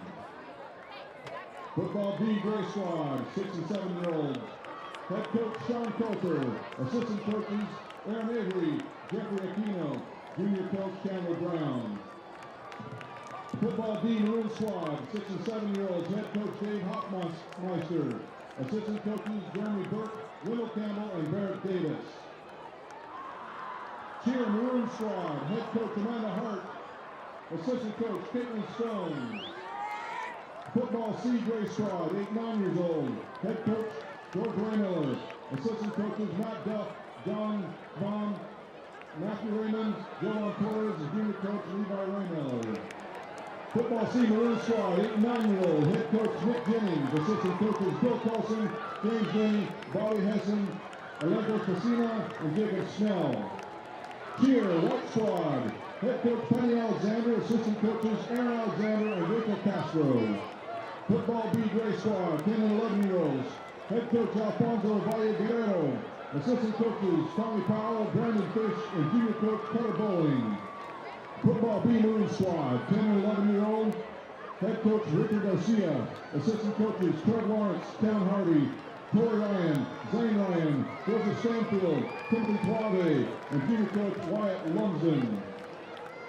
Cheer Black Squad, head coach Megan Sudlick, assistant coaches Bree Davis, Manny Gallagher, and Bree Whitney. Football A Maroon Squad, 12 and 13 years old, head coach Carl Denny, assistant coaches Kenneth Bean, Jr., Antonio Summerlin, Anthony Vasquez, Simon Weistad, and Zachary Kent. Cheer Gray Squad, head coach Sarah Sebastian, assistant coaches Jennifer Gelswacker, Lisa James, and Rachel Bauber. Ladies and gentlemen, this is your future South Kitsap Wolves.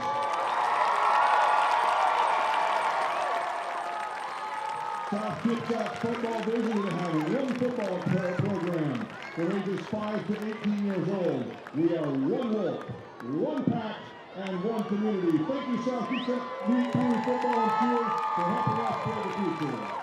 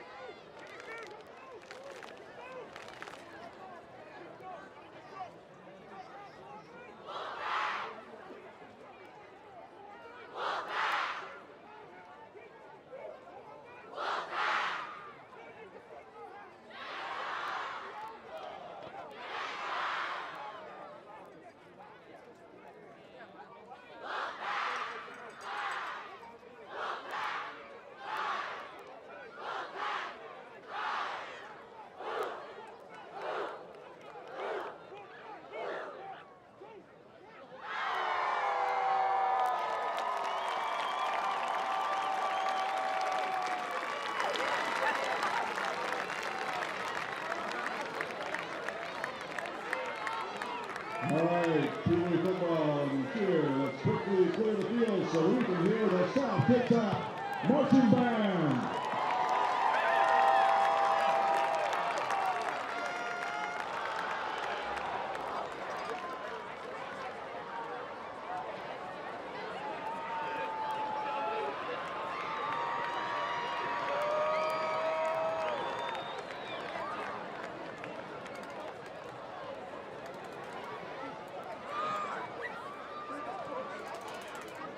Ladies and gentlemen, tonight the band will be performing the first song from the 2023 show that features music from Green Day and Fall Out Boy.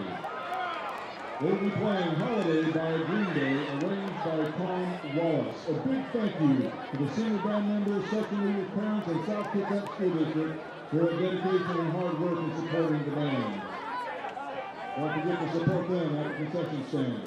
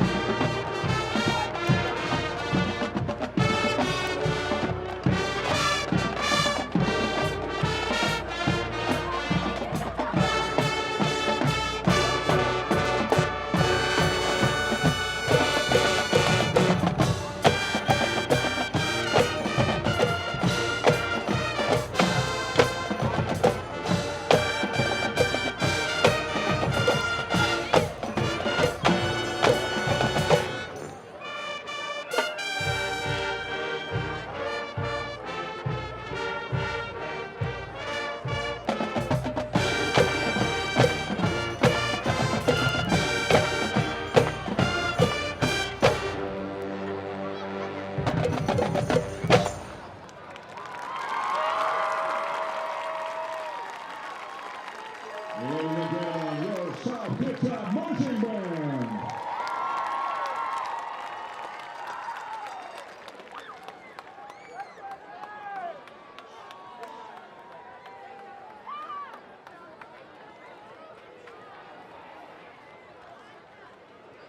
The first cameras ever made weren't exactly amazing, but they technically could take photos. But by the early 1900s, we were making cameras that could take dozens of photos per second. Video is literally just a bunch of photos that are taken really fast. But video has become an essential part of all of our lives. So let's take a look at some of the careers that are in the field of video. News is one of the obvious areas where video has transformed our lives. 24/7 news on the TV, online video streaming, and plenty of other examples. There used to be a time where to get the news, you had to get a newspaper. So, to better understand the process of news broadcasting, I sat down with Greg Copeland, a writer and anchor for King 5 News. First to some breaking news near Alki Beach tonight. A warning tonight from state and county election officials. Here's some screams in the background. They're losing Powerball tickets, Mike. I got the Powerball number That is right. it. Thanks for taking the time to do this. Hey, Appreciate you it. bet. I'm sorry it took me a little bit longer. Oh, no, that's fine. My other phone was dead, and I'm trying to run around. I've got to. So I didn't just, go to college and I sat on a desk my whole life. I spent 5 years shooting my own video, shooting my own cool. stand-ups, editing all my own stuff. And that's kind of what you do. And often when you just start out, you do it all. The level of people here, I mean, they had years of experience and been doing this a long time. They were veterans. And so everybody stayed here forever. That has changed a lot.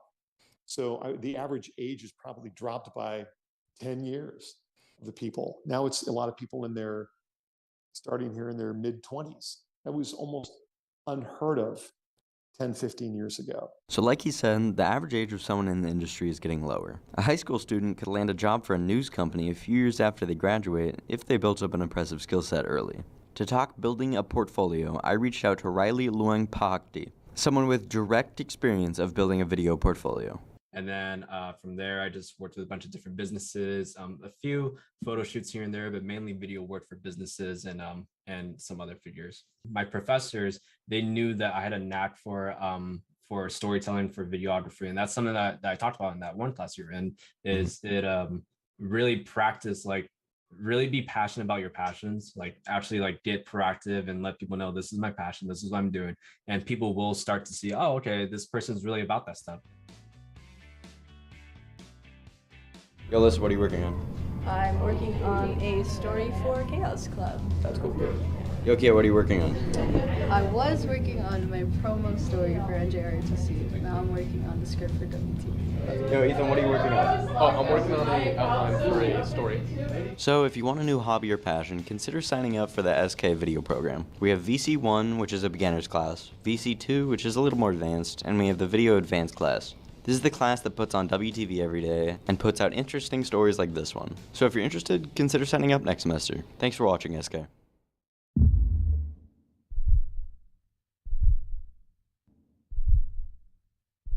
Bro, you shouldn't be doing that in here. Relax, man. I'm just making the school day a bit more fun. Nothing's gonna happen. Why do you think that stuff ends people up in the hospital? Whatever, just keep that stuff away from me.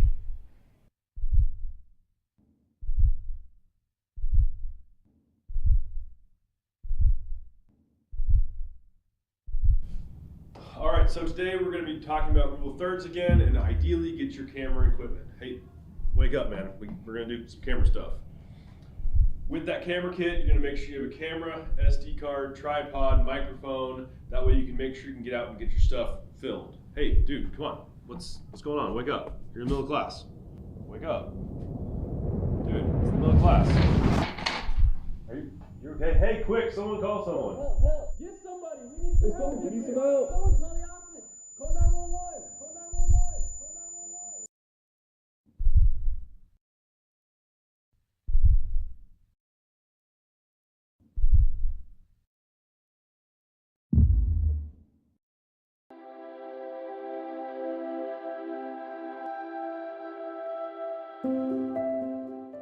Blue. Orange. Pink. It feels like the room is getting like shorter, like there's less space, and then my chest gets tight. It feels like I can't feel anything. A lot of the times my heart rate starts picking up, and then it doesn't feel like my surroundings are real. It feels like I'm almost in a dream. Anxiety is defined as a feeling of worry, nervousness, or unease, typically about an imminent event or something with an uncertain outcome. Yeah. Yes. Yes. A panic attack is a sudden episode of intense fear that triggers severe physical reactions when there is no real danger or apparent cause. Yes. No. Now I do, yeah. Anxiety often begins in childhood. 70% of teens struggle with anxiety or depression at some point. About 4 to 5. Probably since kindergarten. I hang out with my friends, like talk to somebody if I need to, do something I love. Distract myself. Anxiety is real. If you need help, talk to someone you trust. Anxiety is different for everyone, and you are not alone.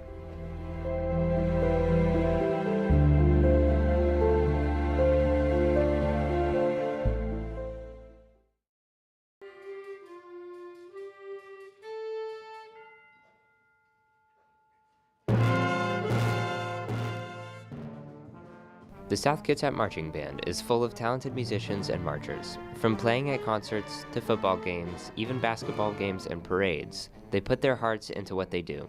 Every team needs their leaders in some form though, but who doesn't? My name's Belle Michaels. I'm a junior drum major for the school year. Okay, my name is Jasmine Cool. I am senior drum major of the band. I'm Erica Salazar. I am one of the junior drum majors. These three, alongside Nick Grams, are the drum majors, and they, along with the section leaders, help to bring the band together. In order to get this position, they must undergo an entire election process. For the drum major process, it starts off with a sheet of paper that's an application And on that sheet, there's just questions asking you, you know, like what you like most about band. Why do you want to be a drum major? Like leadership qualities that a drum major should have. We have to go up in front of the class and we answer a question that's been asked, and then we also rehearse a piece of music and conduct it. Then when we go to our Wenatchee parade, we do more as a candidate. We get to teach one basic marching fundamental, which was really fun, and partners. And then we also get to do our own like drill down and yell commands to try and essentially mess up the band and see as many people as we can get out as possible with like quick commands, tough commands, yeah, all that fun stuff. Everyone needs to learn though. After going through this process, in some way the band is taught how to march, these four were taught how to lead. Drum major camp. Oh, for one, it was very hot, like outside. 2, the cabins were very interesting. I really felt like I was like camping or at a summer camp, you know? I mean, obviously it was a camp. The people were really nice. Definitely created a lot of good friendships there. The learning foundation, it was a little weird at first, but then I liked it, and then I was kind of tired of it. But then when it came time for the performance, we were like, let's do this. Over the course of this week, they learned various skills and techniques. Well, for our group, because we were in the field tech group, they had us work on like marching and stuff, like our marching basics, and then like different techniques we could use and like how to yell louder, you know, when we call commands. And that was really fun. It was definitely a good experience of like, oh, this is how you do this, you know, being in that leadership role. After learning how to teach marching fundamentals, it's time to put these skills into place. The things that they taught us at drum major camp, we actually incorporate into band camp here, you know. At drum major camp, we were taught how to be leaders.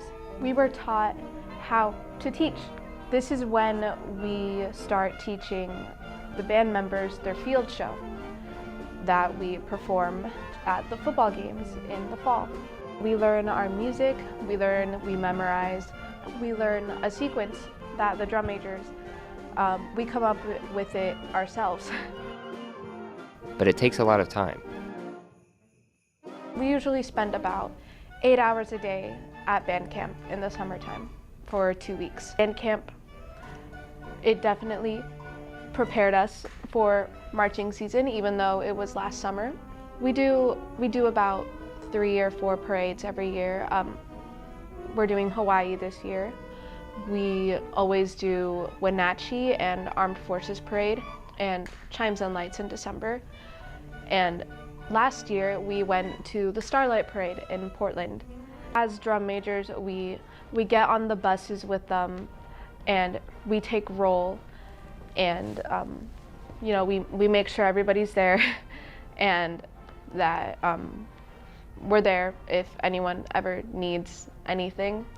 So that's how we handle our parade seasons. A lot of field trips. Marching band is a team effort, and this is only a small portion of kids from such a great and massive group of musicians.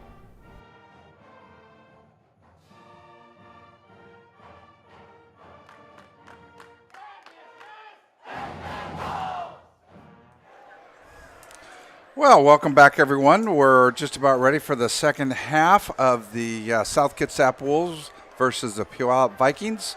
It was a great first half of football. I bet a couple of, quite a few penalties and things. But I'm Brian Pickard, and along with me is Troy Larson. We're up here in the booth, up high, calling the game for you. All right, here we go in the second half, and the South Kitsap is actually kicking off, and the Vikings are going to receive. See the ball about the 20. Now they've had a kickoff return earlier this year, so strong return out to the 40. But Brian, as the teams come out here in the second half, couple key things you and I talked about at halftime. First, for both teams need to sharpen up and be a little more crisp and less penalties on both sides. Definitely less penalties. On the positive side, I do not believe that I remember a turnover at all for either team on the first half. So maintain that. Maintain that. Yep. And I think for South, the key offensively is be a little more consistent. A little more consistent. They kind of shot themselves in the foot a couple times. Yeah, and that ties to the penalties. Yep. Again, I think it was probably yardage-wise and play up the middle. Nice strong run. Yardage-wise, I believe that it was probably pretty equal. So, hey, real quickly, while we have getting back into the groove of things here on the second half. Well, the Vikings are going in a fast offense, so we'll pause on that. No huddle. Give to the Vikings. 2nd and 2. You know, I think both coaches probably say, hey, we want to start fast. Let's go. They're fired up, ready to go. And so far in this young season, this has been the Wolves' best quarter. So we'll see how it pans out tonight. But they have done some quick jet sweep out to the right. Looked like it was going to be well stopped there for a second. So nice run by number 13. Number 13 for the Vikings. That is Cason Douglas. He's a junior. It's a good run because he was wrapped up. There was 3 Wolves all around him, so it made some positive yardage. The Vikings are choosing to continue to play fast here, Brian. As their second first down coming out of halftime. So I don't notice anything specifically different about what they're doing on offense. Quick outlet to the right, one-on-one. Made a miss. Well, he was way out on the island, wasn't he? Just one-on-one out there, made a miss. So good execution by the Vikings. That's about a 15, 18-yard gain there for first down. They're in Wolf territory. So this is the best drive we've seen so far tonight by either team, to be honest, right? No penalties. No penalties, moving the ball down the field quick. Ball's on the 29-yard line.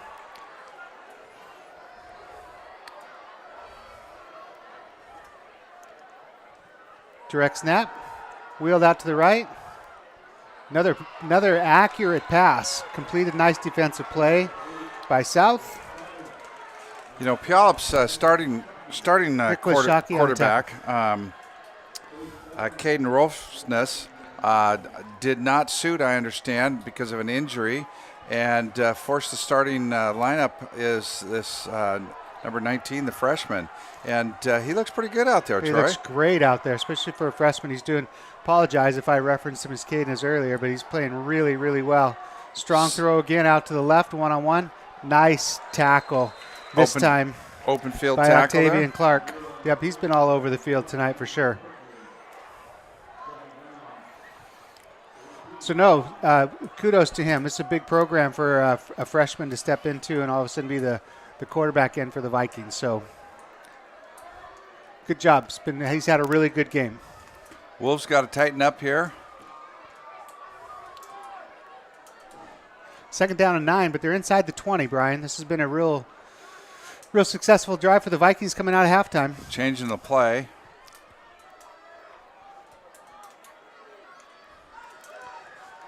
Another quick outlet. Blocking downfield on Octavian. Just pretty well designed. Had two Vikings out there and only 1 Wolf, so looks like they got a little isolation going. All right, the Wolves got to stiffen up here a little bit. The majority of this drive has been in the air, Brian. No runs so far. So some quick passes out to the right side, kind of isolated out there. The Wolves defense has done a pretty good job, but that's tough coverage one-on-one out there. As a defensive corner, you make a mistake and the guy's gone. Ty Balzerini lined up behind the quarterback, the only back in the field. Another quick pass out to the right. Excellent play by the Wolves. Read that one. Both Jordan and also Bowden Harvey on the tackle. Bowden and Jordan Lee on the tackle. Well read by the Wolves defensive backs. Loss of a couple. It's now 4th and 4. So it looks like they're bringing in the field goal unit. And here comes Luke to attempt it. The ball will be spotted right at the 20-yard line. So this is for a 30-yard field goal. Again, didn't math myself. Yep, here comes the snap. The Wolves fans are making a little noise. Kick is up and good. That'll put 3 more on the scoreboard for the Vikings, making it 10 2-0, and the Wolves offense will come out on the field for the first time in the in the second half here. I think you're going to see them fired up, ready to go. So that was a good 4-minute drive by the Vikings. Though came right out of halftime, drove the ball downfield. Probably not the result they were looking for, but it was a result the Wolves. So good on the Wolves for stiffening up there at the end of the drive, holding them to a field goal. Brian, I was going to tell you that at halftime, there was the halftime here. I saw all three of these. I saw a huge community participation at halftime, was spelling out the letters. The band was fantastic. It always have very reputable band up here in South Kitsap. They're always so good and super big participation. And then ended off with the South Kitsap dance team out there. So super fun for a lot of people, a lot of parents, a lot of relatives, a lot of siblings. But if you said all many in all, times, it's a good thing. It's more than just a football game. More than just it's a football gathering. game. It's a community coming together, celebrating these kids, both on and off the field, and all the different activities and whatnot that are involved. So there's a deep kick. Yep, all the way to the goal line. He steps in, and in high school, you cannot return it out of the end zone. Did not know that. Good to know. There you go. You learned something tonight, Troy. So that's a weapon to be able to just get the ball into the end zone. That kid's got a leg. He's got a leg. He's got a legit leg. He may be playing on Saturdays next year. All right. If he's a senior. Here we go. South's first opportunity into the third quarter, and they have the ball straight up on the 20-yard line. I think we're going to see a lot of Mr. Lee here. I mean, as a quarterback, I guess that goes without saying, but we're going to see some runs and passes by him. And again, run right over team captain John Gosser Jr. right up the middle. See if they got him organized a little bit and get some points on the board. South over the first two games, I don't know exactly, Brian. I could look it up, but I believe they have not had a problem scoring this year. They've, I think, 34 one game, maybe high 20s in the other game, but have had a pretty successful offensive start to the season. And again, their most prolific quarter has been the third quarter, where they've averaged almost 14 points. Yep. So for all the Wolves fan, we hope that's the case. He's back Jordan to pass. He's just keeping it. Jordan he's going. He's going to come up a little short, probably about 2-3 yards short of the first down. Jordan did not look around too terribly long for that one. I think it was coming in on him quick. So Jordan took off, and we're going to have our 3rd and 3. Kind of a big third down. I know it's only early in the third quarter, Brian, but this is a big third down for the Wolves. It would really help them to maintain some momentum as they try to round out this ball game here. So I would hate to turn it back over after the Vikings had a really good drive down the field. Give the defense a rest a little bit. Jordan Lee's back. Single snap. Oh, straight nice. ahead. Good straight job. ahead. Big first down. Big first down. Nice run. Right up the middle. 9-10 yard gain right there. One of the things that I've been Bryce reading and Clay about, with the carry. about new head coach and instilling in the kids and things is that, you know what? We're going to outwork our opponents, and we're going to show that we belong in the South Puget Sound League. And it's widely regarded as the top conference league in the state. Been very, very, very successful programs in this league. So Brian, he fakes up to Jordan fakes, rolling out to the right. Lobs one up in the air. Holy Did he make that catch? Holy moly. I don't know if we can see that on a replay, but Bowden Harvey with the catch. What a catch. I thought he overthrew him. Number 7, sorry. I think it was maybe I get it again. Maybe it was Braden. Not sure. But either way, it was on the far side of the field from us. But what an excellent catch by the Wolves receiver. I was thinking, he overthrew him, and he comes down with a catch. Oh, my goodness. 1st and 10, ball's on just almost at midfield. That may have been Braden Schofield on the catch. It was excellent catch. Great catch. One-handed. Quick pitch out to the left. Doesn't have a whole lot of room to go. Probably picked up one at the most. Well, Puyallup's really aggressive on that. I wonder if they run some sort of counter play or something that makes it look like that, and then they cut back to the right because everybody's coming, down the line for Puyallup. And Drew Cody's still roaming the middle of the Puyallup defense. He's a good right one. In the middle. Yep. So nice drive so far by the Wolves, mixing up the pass and the run. Converted on a 3rd down. And now the ball's just about at midfield.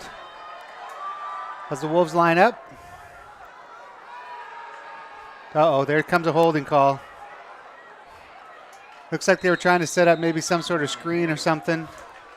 But I think there is a initial call of holding. I think you're going to be right. The Wolves. That's usually when you see Jordan. a flag in that area. Yeah, it came out quick too.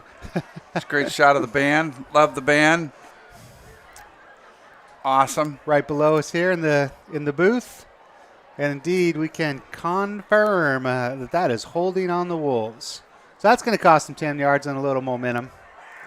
Still 2nd down. Yep. 2nd 10, 5:22. Left. This is the Wolves' first possession of the 3rd quarter, and the Vikings have only had 1 possession in this quarter, and there's only 5 minutes to go. So both teams doing a good job of controlling the ball. That's going to be about trying to convert on 3rd downs. 2nd and 20, I think. Yeah. 2nd and 20 here. Let's see what the Wolves have up their sleeve. Continue with a single back.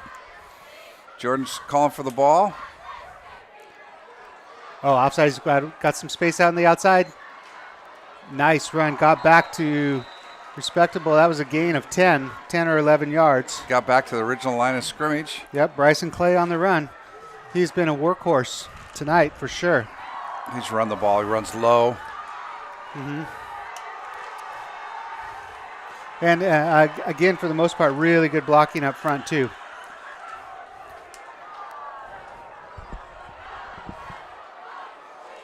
All right, Brian, 3rd and 10. They might need to open it up a little bit here. Or do they go back to Grayson?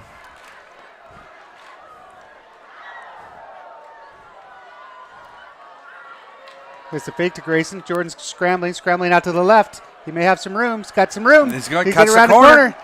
Slips and falls down. He's going to be short of the 1st down. Not by much. I think this is you go for this, Coach.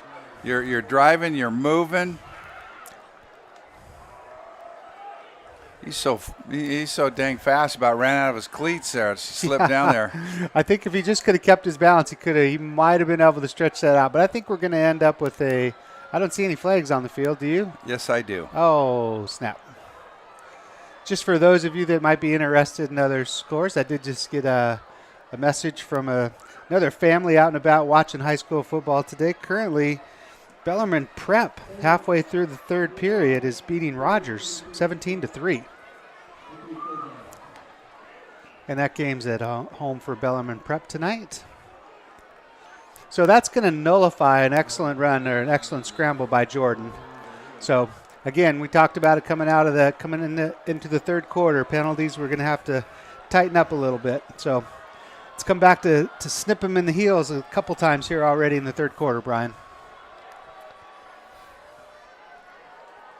Jordan's looking to throw for sure. Back to pass. I think he's going to end up scrambling here. Throws it deep. Little too deep.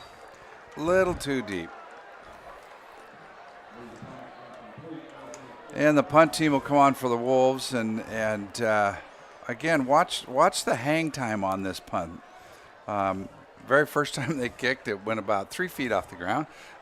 And the last couple of kicks have been wonderful, excellent hang time. Yeah, the Wolves have had very good punt coverage tonight. I hope I don't curse them there, but yeah, they've had really good punt coverage, and like most of the time when these special teams plays come into importance, it's not just the punter getting the ball off. Somebody's got to snap on the ball. He's got to catch it, and he's got to kick it. And then they've got to cover it. Then they got to cover it.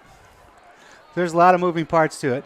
Good snap by John. Almost Foster. blocked, but he gets it out of there. Yep. And it's going to take a South Kitsap roll. Yeah, it's kind of flattened out a little bit. So it looks like the Puyallup Vikings will take over on the, is that about the 35-yard line, Brian? On their own 35-yard line with the score 10-0. The Vikings currently ahead of the South Kitsap Wolves here at Kitsap Bank Stadium on a perfect Thursday night. I did not see any of either of the first two games, but I heard very positive things about the players and whatnot, and I'm impressed with the discipline and the hard work that they're showing out there, and that the results. The penalties are hurting them.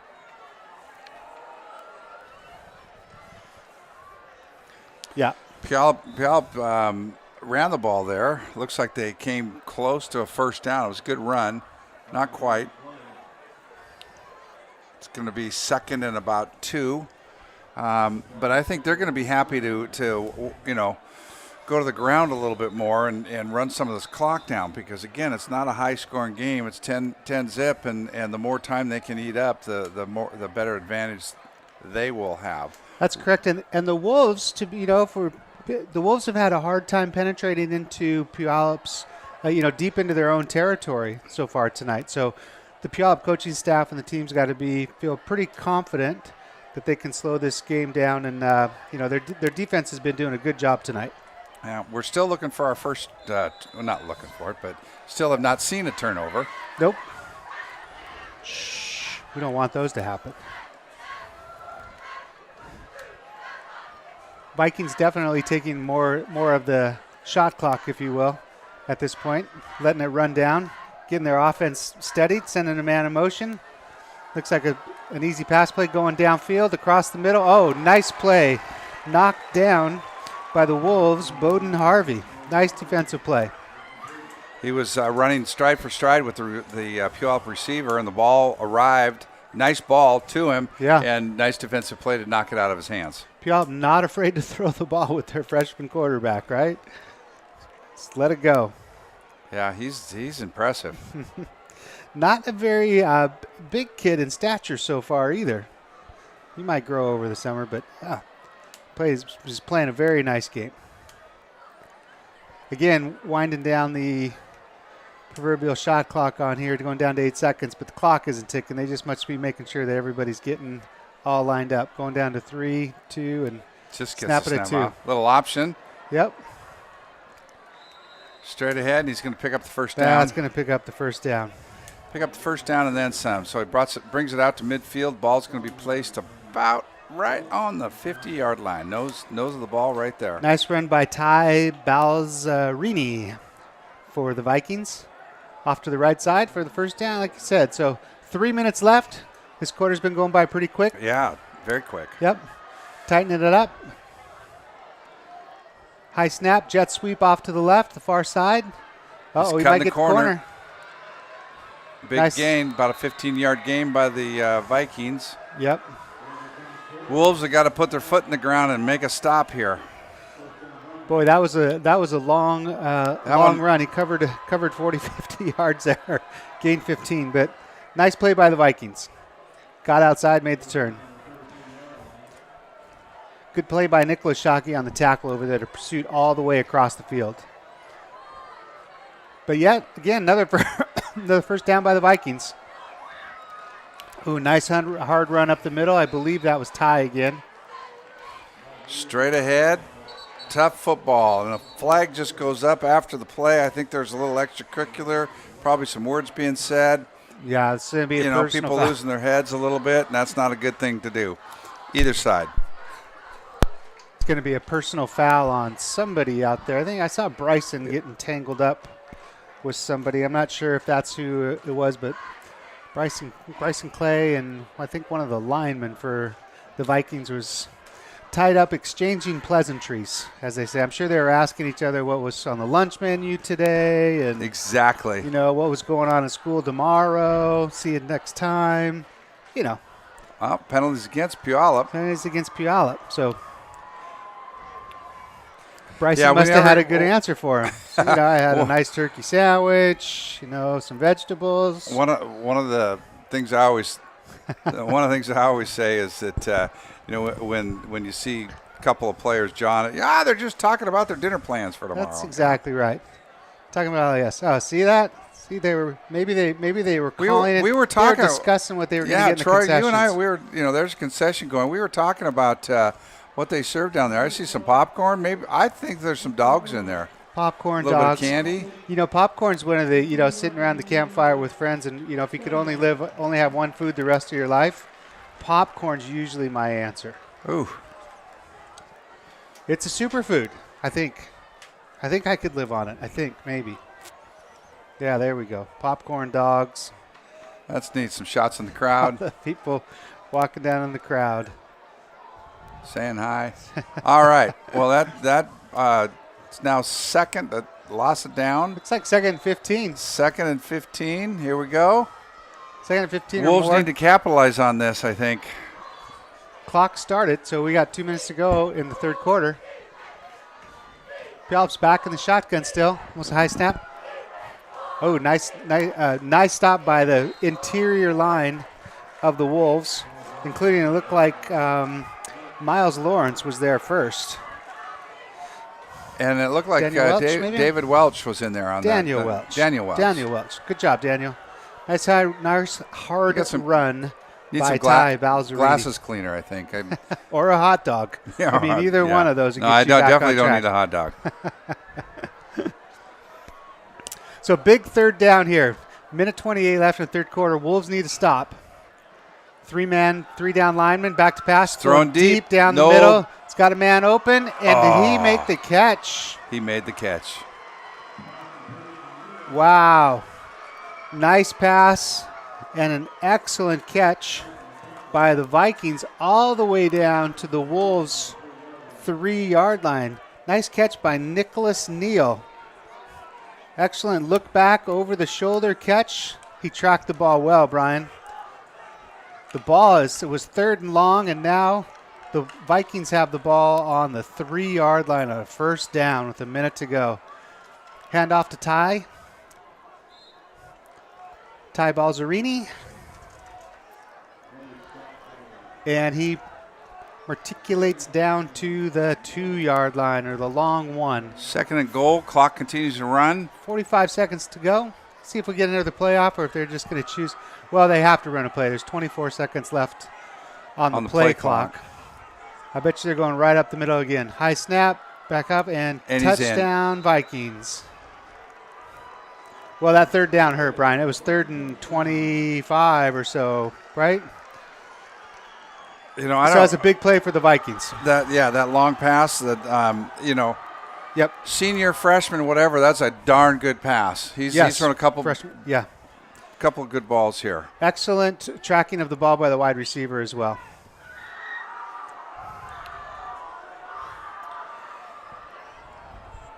So Luke Falcone back to try the extra point. PAT.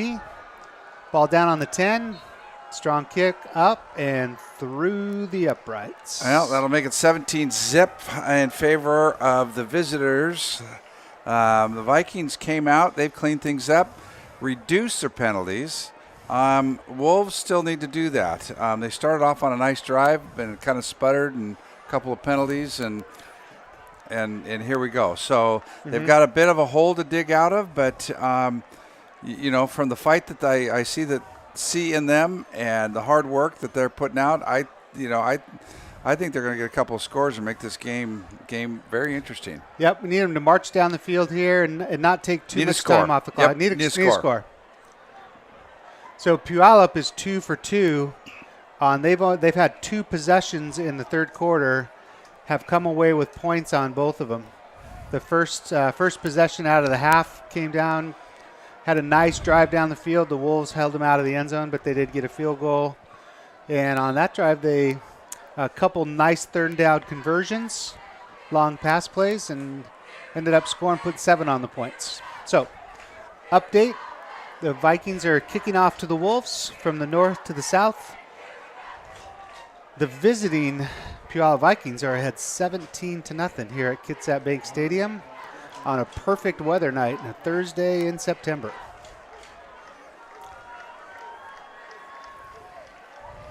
It's almost the middle of September, for goodness sakes, isn't it? It's zipping by. Zipping by.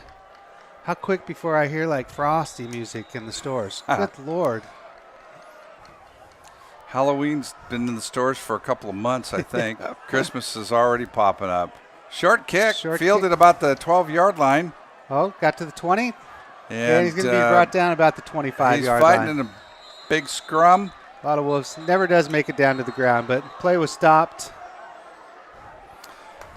Whistle was blown. I think the ball will be placed on... That was Nicholas Shockey on a nice return for the Wolves. 25-yard line? Yep, looks like it's going to be 1st and 10 on the 25. We might get one play off here. 18 seconds left in the third quarter. Ooh, hit an air pocket there.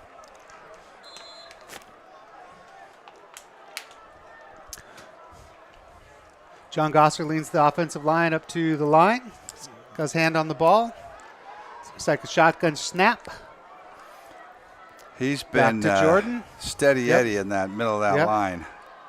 Good job blocking right up there. Nice job. Oh, so close. Jordan had to scramble out of there, and that is going to take us, Brian, to the 4th quarter. And without looking, guess who made that tackle? All right, that's the end of the 3rd quarter. Vikings are up 17-0, but this game is not over. We still got a quarter of play. Kids are keeping their heads up and see if they can put something together. I think it's important to put points up on the board this first drive of the 4th quarter. I agree. But it's been a solid game, Brian. I mean, there's not, the Puyallup, like I said, Puyallup is ahead because they have been able to convert on critical third downs. I think actually all 3 of their scores, they had long and third attempts and were able to prosper on them to continue their drive. So they've had pretty successful. Yes.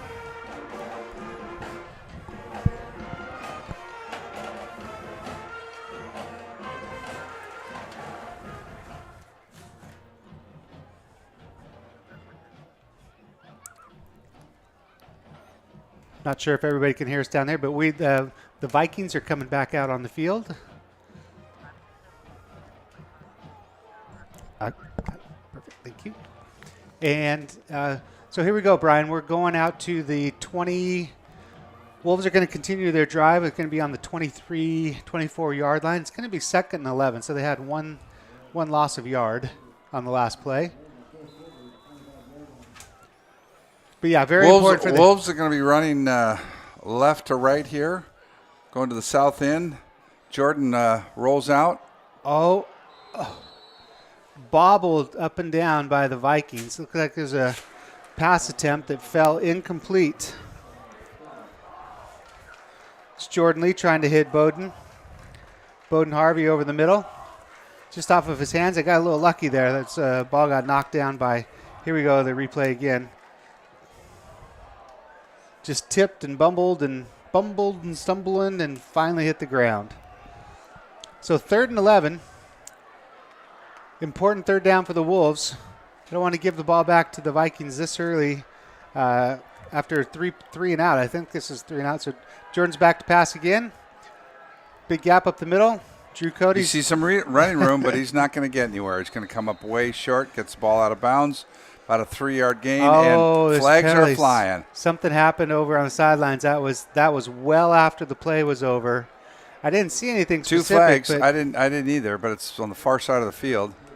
So Jordan Lee was run out by Drew Cody. It looked like it was just a normal play, but then kind of lost on us. But all of a sudden, flags started flying over there. So not entirely sure what happened.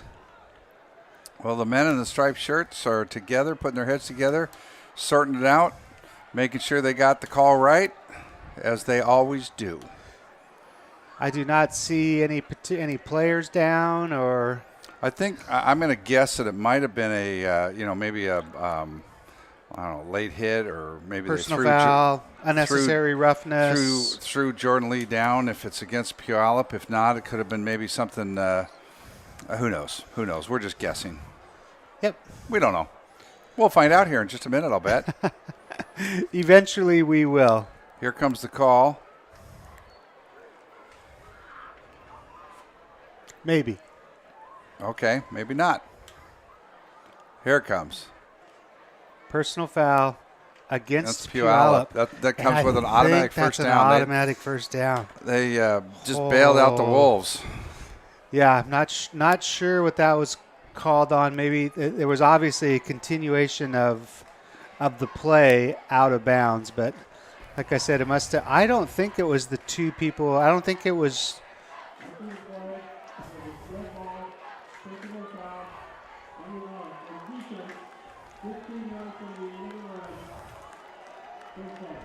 I don't know if he said number 1 or number 11 over there. I apologize, but because it looked like Drew Cody had made just an innocent push out of bounds at Jordan Lee. It looked like the play was over, and then something happened over there. So anyway, here we go. Either way, it's a first down for the Wolves. Got a good break there, and they're on their own 42-yard line. Direct snap, quick pitch out to Grayson, who gets down, doesn't get a lot out there, and gets out to the 40-yard line.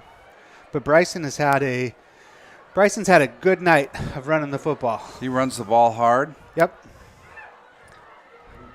Hasn't gotten the end zone yet, but we have called his number a significant amount of times.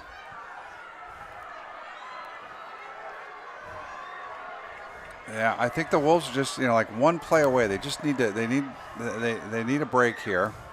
Wolves need to pick it up.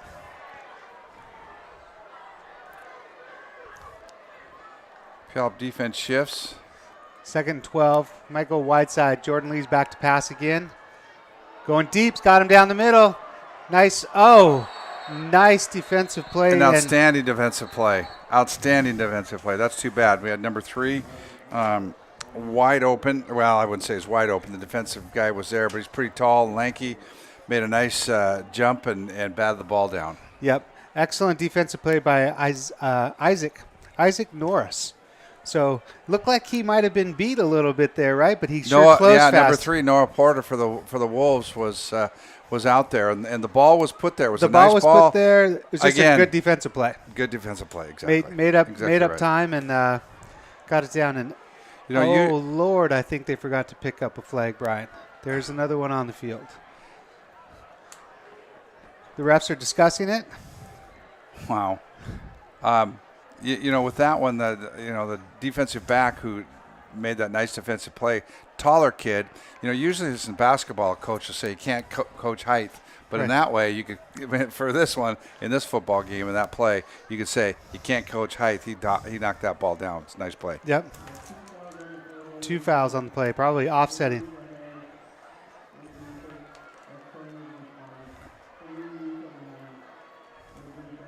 Two illegal use of hands penalty. Both on the Vikings. Both on the Vikings.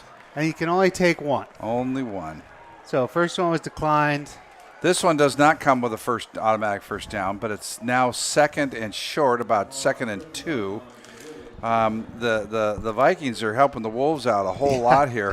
Yeah, I was going to say this is not part of the Puyallup coaching staff's plan over there. No, I can't imagine. They've had the Wolves cough stopped a couple times, but Jordan Lee's back to pass again. Looks once, looks twice, tries to get away. Ball came loose, but I think it popped right back up into Jordan. Bounced right into his hands. So.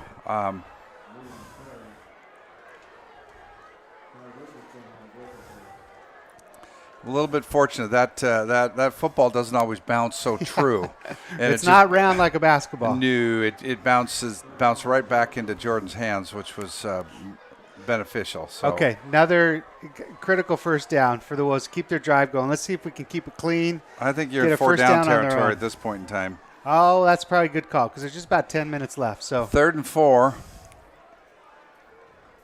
Maybe a run to the right. Maybe see if Bryce can get the ball. And I don't know play what that stops.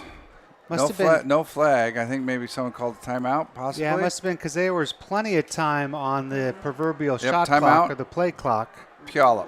It's a timeout, Puyallup. Okay, both teams will go huddle around their coaches and get some advice, get a little water, and.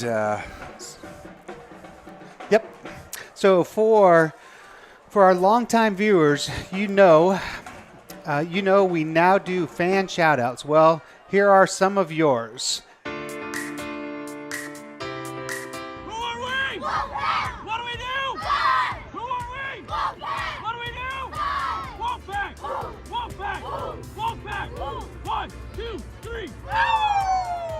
Let's go SK.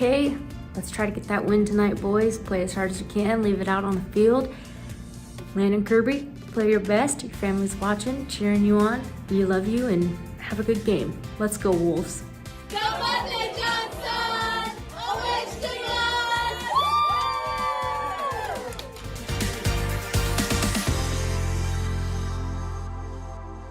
For our longtime viewers, you know we now do fan shout-outs. Well, here are some of yours. If you missed getting those shirts, don't worry. We do fan shout-outs again for homecoming in October. Remember, shout-outs are open to both teams.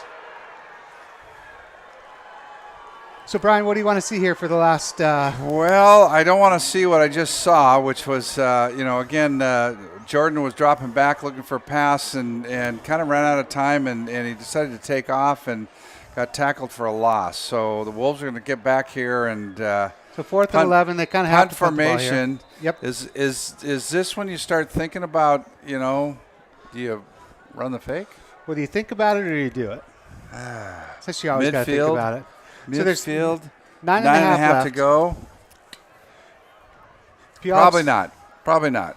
But it wouldn't shock me to see it. But kind of depends on how Puyallup's been setting up for their. Is there another penalty against Puyallup? The Wolves are coming back on. Yeah, but the Vikings are kind of in disbelief.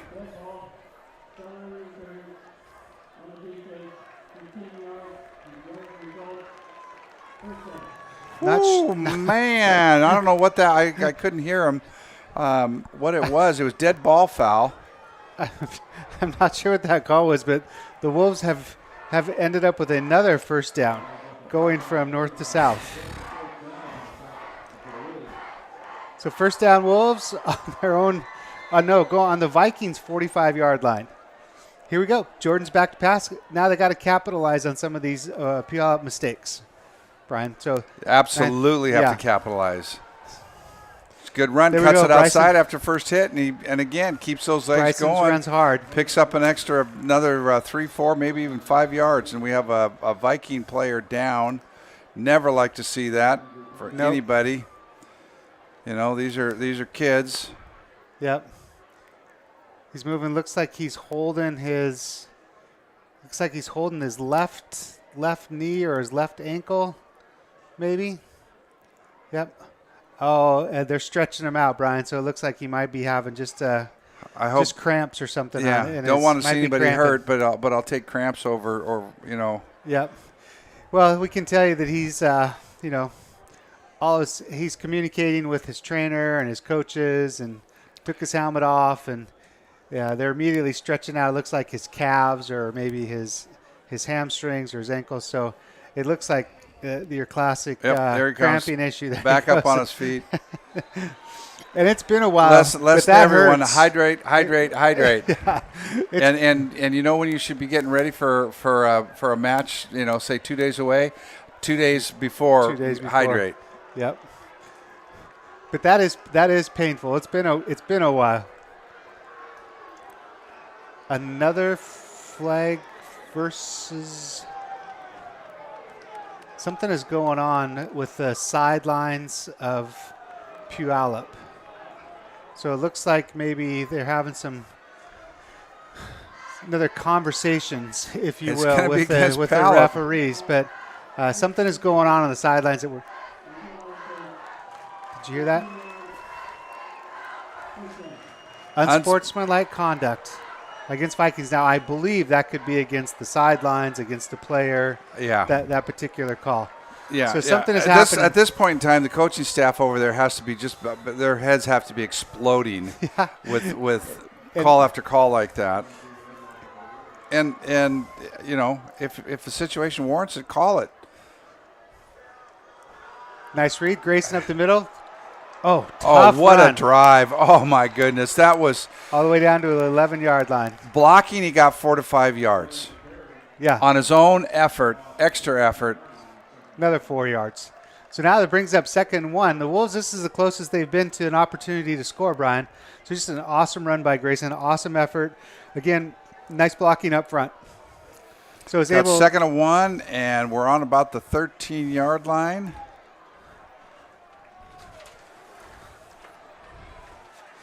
We got a great vantage point of this. Look at that line of scrimmage, Brian. We're looking right down at it. Nice pass back to Jordan. Jordan keeps it, keeps the ball, cuts it back. Up. Oh. He's got the first down. Ball's going to be on the 3-yard line. One minor move away, one tackle away from going in to score. He completely fooled me. I didn't think he had the ball. I thought the running back up the middle. Ball on the 3.5-yard line. Wolves going in for their first opportunity to score. Direct snap off to Grayson. Oh, came in and went hit Great hard. penetration by Viking. That said he was hit by about 2 or 3 players, and he was going nowhere. Might have even lost a yard. 2nd down and 4. Maybe the Wolves will go wide. I don't know. They've had really good success right up the middle. So see what happens. And I think I'd keep the ball in Mr. Lee's hands. Got to have a score. We're below 8 minutes to go, and the Wolves are 3 scores down.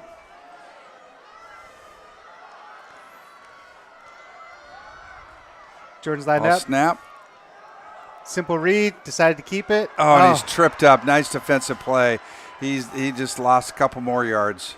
Wolves currently going the wrong way at this moment. So now it's 3rd down and goal at the 7-yard line, Brian. We were just at the 3 a minute ago. Nice effort by Jordan. He just couldn't escape the last defender. Just caught his foot. Just caught his foot. Okay, 3rd and 7. Wolves come out, split receivers wide to the left, wide to the right. Bryson still on the backfield with Jordan. Anthony motions over to the right. Uh-oh, bad exchange. Jordan fumbles. Jordan does get the ball back, though, and now it's a 4th and 15. Get up, Jordan. It's all right. There you go. It looked like there was just a little miscommunication on the exchange there, Brian. So yeah, tough luck. Man, 1st and goal on the 3, and now the ball's back on the 16-yard line. Yep. 4th and 16. 4th and goal. You Missed got to go for it, though. So here I think you got to go for it. Oh, absolutely. Got to go for it. Well, we can't say missed opportunity yet. We haven't seen this play. So maybe they'll, we got to still have an opportunity to score. So, again, split out wide to the left, wide to the right. And Bryson in the backfield with Jordan, as it's been all night long. Tries to deep back, going over the middle. And an incomplete pass. He did all he could to try to do it, and they shut the door on him. He was looking for Anthony Flashley over the middle, and who was well protected by the Vikings defense. But Vikings are going to take over on the 16-yard line. That's a tough one. That's a tough one for the Wolves to swallow. That was a rally killer, right? So they needed to get some points on that drive. Yeah, 1st and goal on the 3, and they got a lot of help by the Vikings. Just 3 successive plays, lost yardage. You just can't do that. So I expect a lot of ground attack here coming out of the Vikings. There's 6 minutes left to go in the game. They're up 17 points, which is 3 scores. They are now playing against the clock. Yep. Handoff up the middle. Just like we suspected. Nice defense, but they did gain 3 yards and a cloud of dust. That's my late 70s, early 80s reference. I was leaving it alone. Not much dust on that beautiful field down there. But no, absolutely not. Kitsap Bank Field is absolutely gorgeous. 2nd and 8. I expect another ground and pound here, Brian. So clock is definitely in the Vikings' favor. I think they will use this to their advantage, especially with their host of unsportsmanlike or personal foul conducts on the last thing. Maybe everybody's just taking a big breath, hand the ball off a couple times, and nice stop by the Wolves defense. plugged up in the middle for sure. That's a loss of a couple. It's going to be 3rd and about 10. Yeah. Big Jace right in the middle of the pack there, holding down the anchor. So nice play. Must Kitsap call timeout, or is there an injury? I think there's a timeout there on the field. No.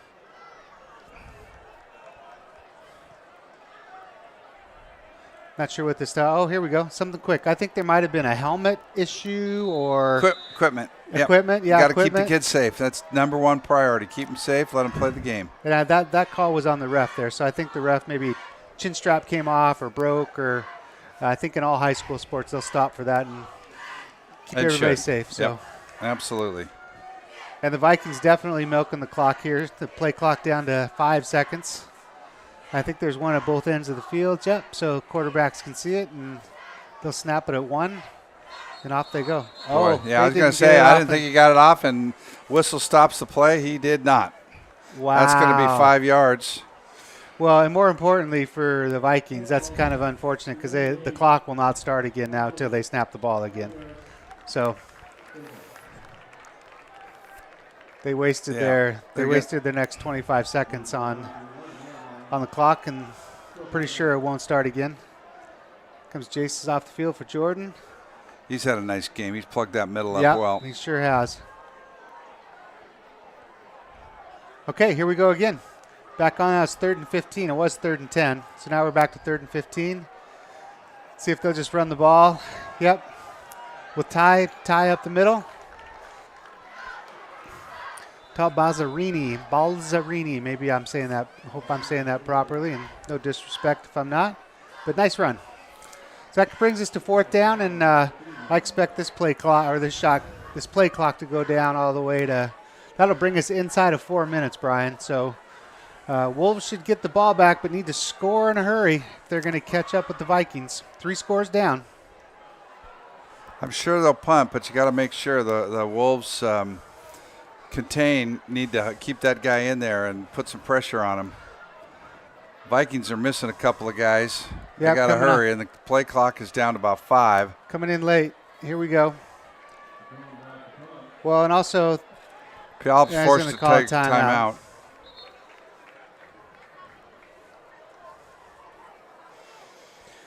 That was Drew Cody standing back there protecting the kicker going, this doesn't look too good.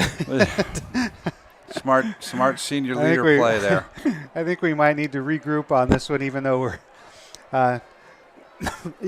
up by 3 scores. But they do not need a monumental change of momentum at this particular time, do they? Not at all. I think they just want everything to be calm. And I know the score is 17-0 right now, but this has been a good game. The Wolves have played hard. You know, their inconsistency and the penalties. Although the penalties definitely much more so against the Vikings. Yes. And the Wolves just haven't been able to capitalize on that. All right, we're back here ready to punt. It's 4th and 11 from the 15-yard line. Puyallup's all set up. I think they got their 11 guys out there. They're ready to punt the ball. We got 2 guys back to catch that ball for the Wolves, and maybe a nice return here. Nice little return. Troy, what do you think? Well, good snap. Good snap. Setting up a return. Excellent kick. Bounces on around the 50. And gets a Viking roll a little bit. Trickle down to the 42 or so. So the Wolves will take over on their own 42-yard line with 3 minutes and 30 seconds to go. Troy, do you see it? In the 4th quarter. Do you see it? Do not see a flag. There is no flag. That's amazing. So see what happens on here on out. But as it sits right now, still the Puyallup Vikings 17. South Kitsap Wolves blank at this time. All right. See if we can get something going. Jordan's still back. Bryson lined up right behind him. Shotgun formation. Put a man in motion. He's going to keep Jordan it and decides go. To keep it run. Oh, and he's going to go. He's up the middle. Up the side. Up the middle. Jeez. Up the middle of the stage. It's past my bedtime. I mean, it's past my bedtime. It was up the middle of the campus, not just the field. So Up the sideline. He's got some burners going. Nice run by Jordan. Right here. He's got the ball secured, tucked away. Got as much as he possibly could. So excellent run, young man. Now they're on the 34-yard line going in. Nice play by Jordan. Stop the clock, too.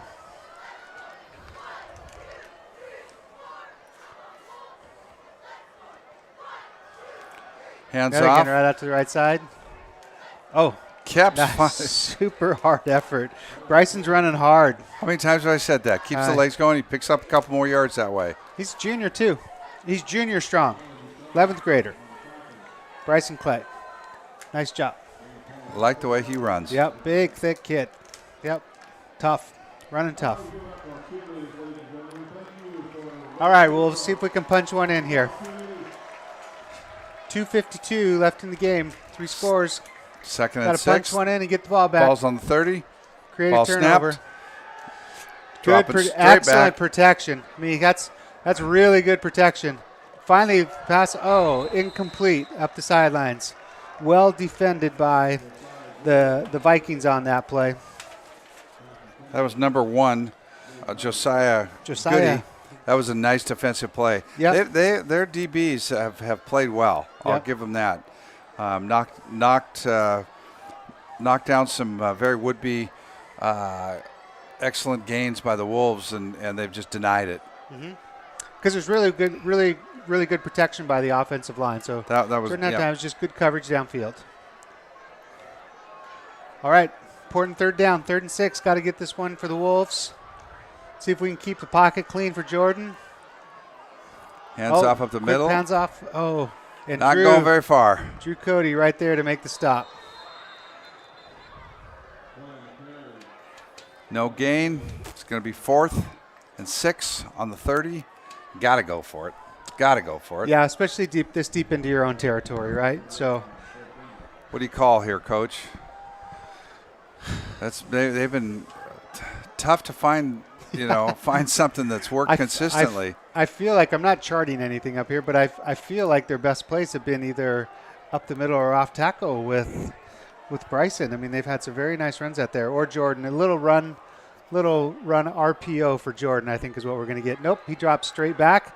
Oh, the Vikings brought extra players. And there's a flag down. Now that in there is kind of in the area of holding. But the Vikings brought a lot of people. Look, there's only 4 people back here defending, so they were coming. 7 of them They were coming. They were going to have they were hoping for a little picnic back there in the Wolves backfield. Yeah. Decline. Yep. Well, the Vikings take over, so I think that's probably the nail. Might be 4 handoffs here, but yeah, the Vikings came with all they had that time. They just left a couple defenders back, and unfortunately, I think they just outnumbered them up front on that one. Disappointing for the Wolves in their home opener this season. Yep. Excellent crowd, people. The environment was exciting, was electric, as we said earlier. Yep. But Puyallup's an excellent program. Has been for several years. For sure.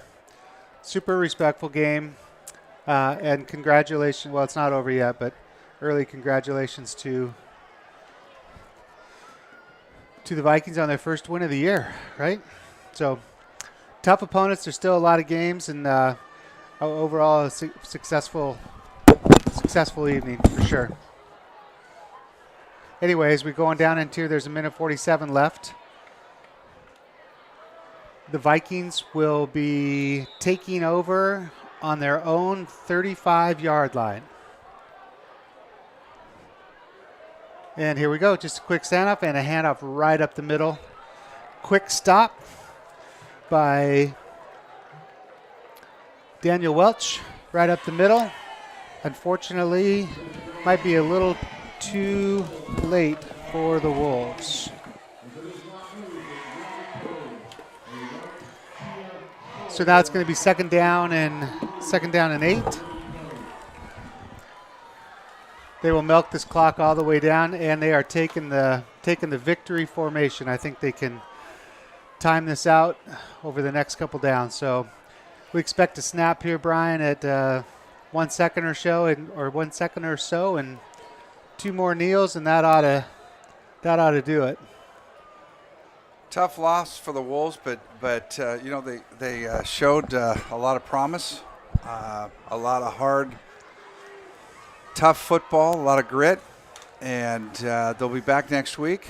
I'm not sure who they play. I should know that, but I don't know. I believe it's a home game, and Wolves will be back. And I think this program is definitely looking up.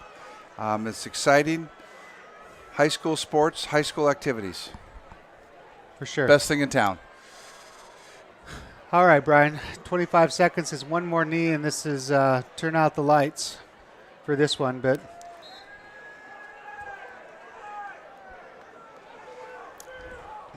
and the final ticks of the clock are going down.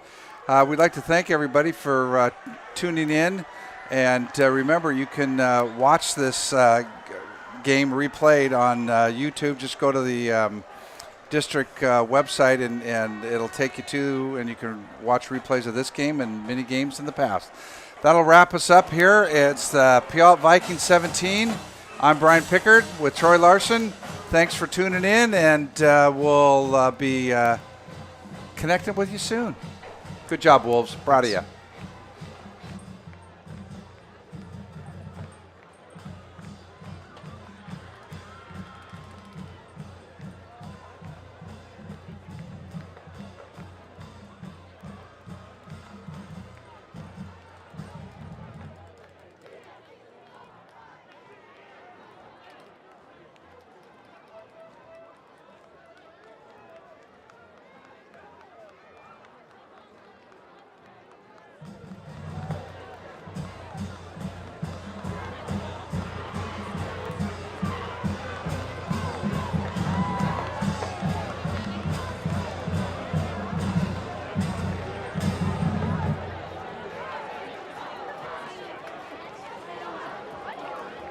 Thank you, ladies and gentlemen, for attending tonight, supporting both these teams. We appreciate you being here. We appreciate Pee-wee being here. Thank you, cheer, dance, band, and everybody else who made this possible. Good night, everybody.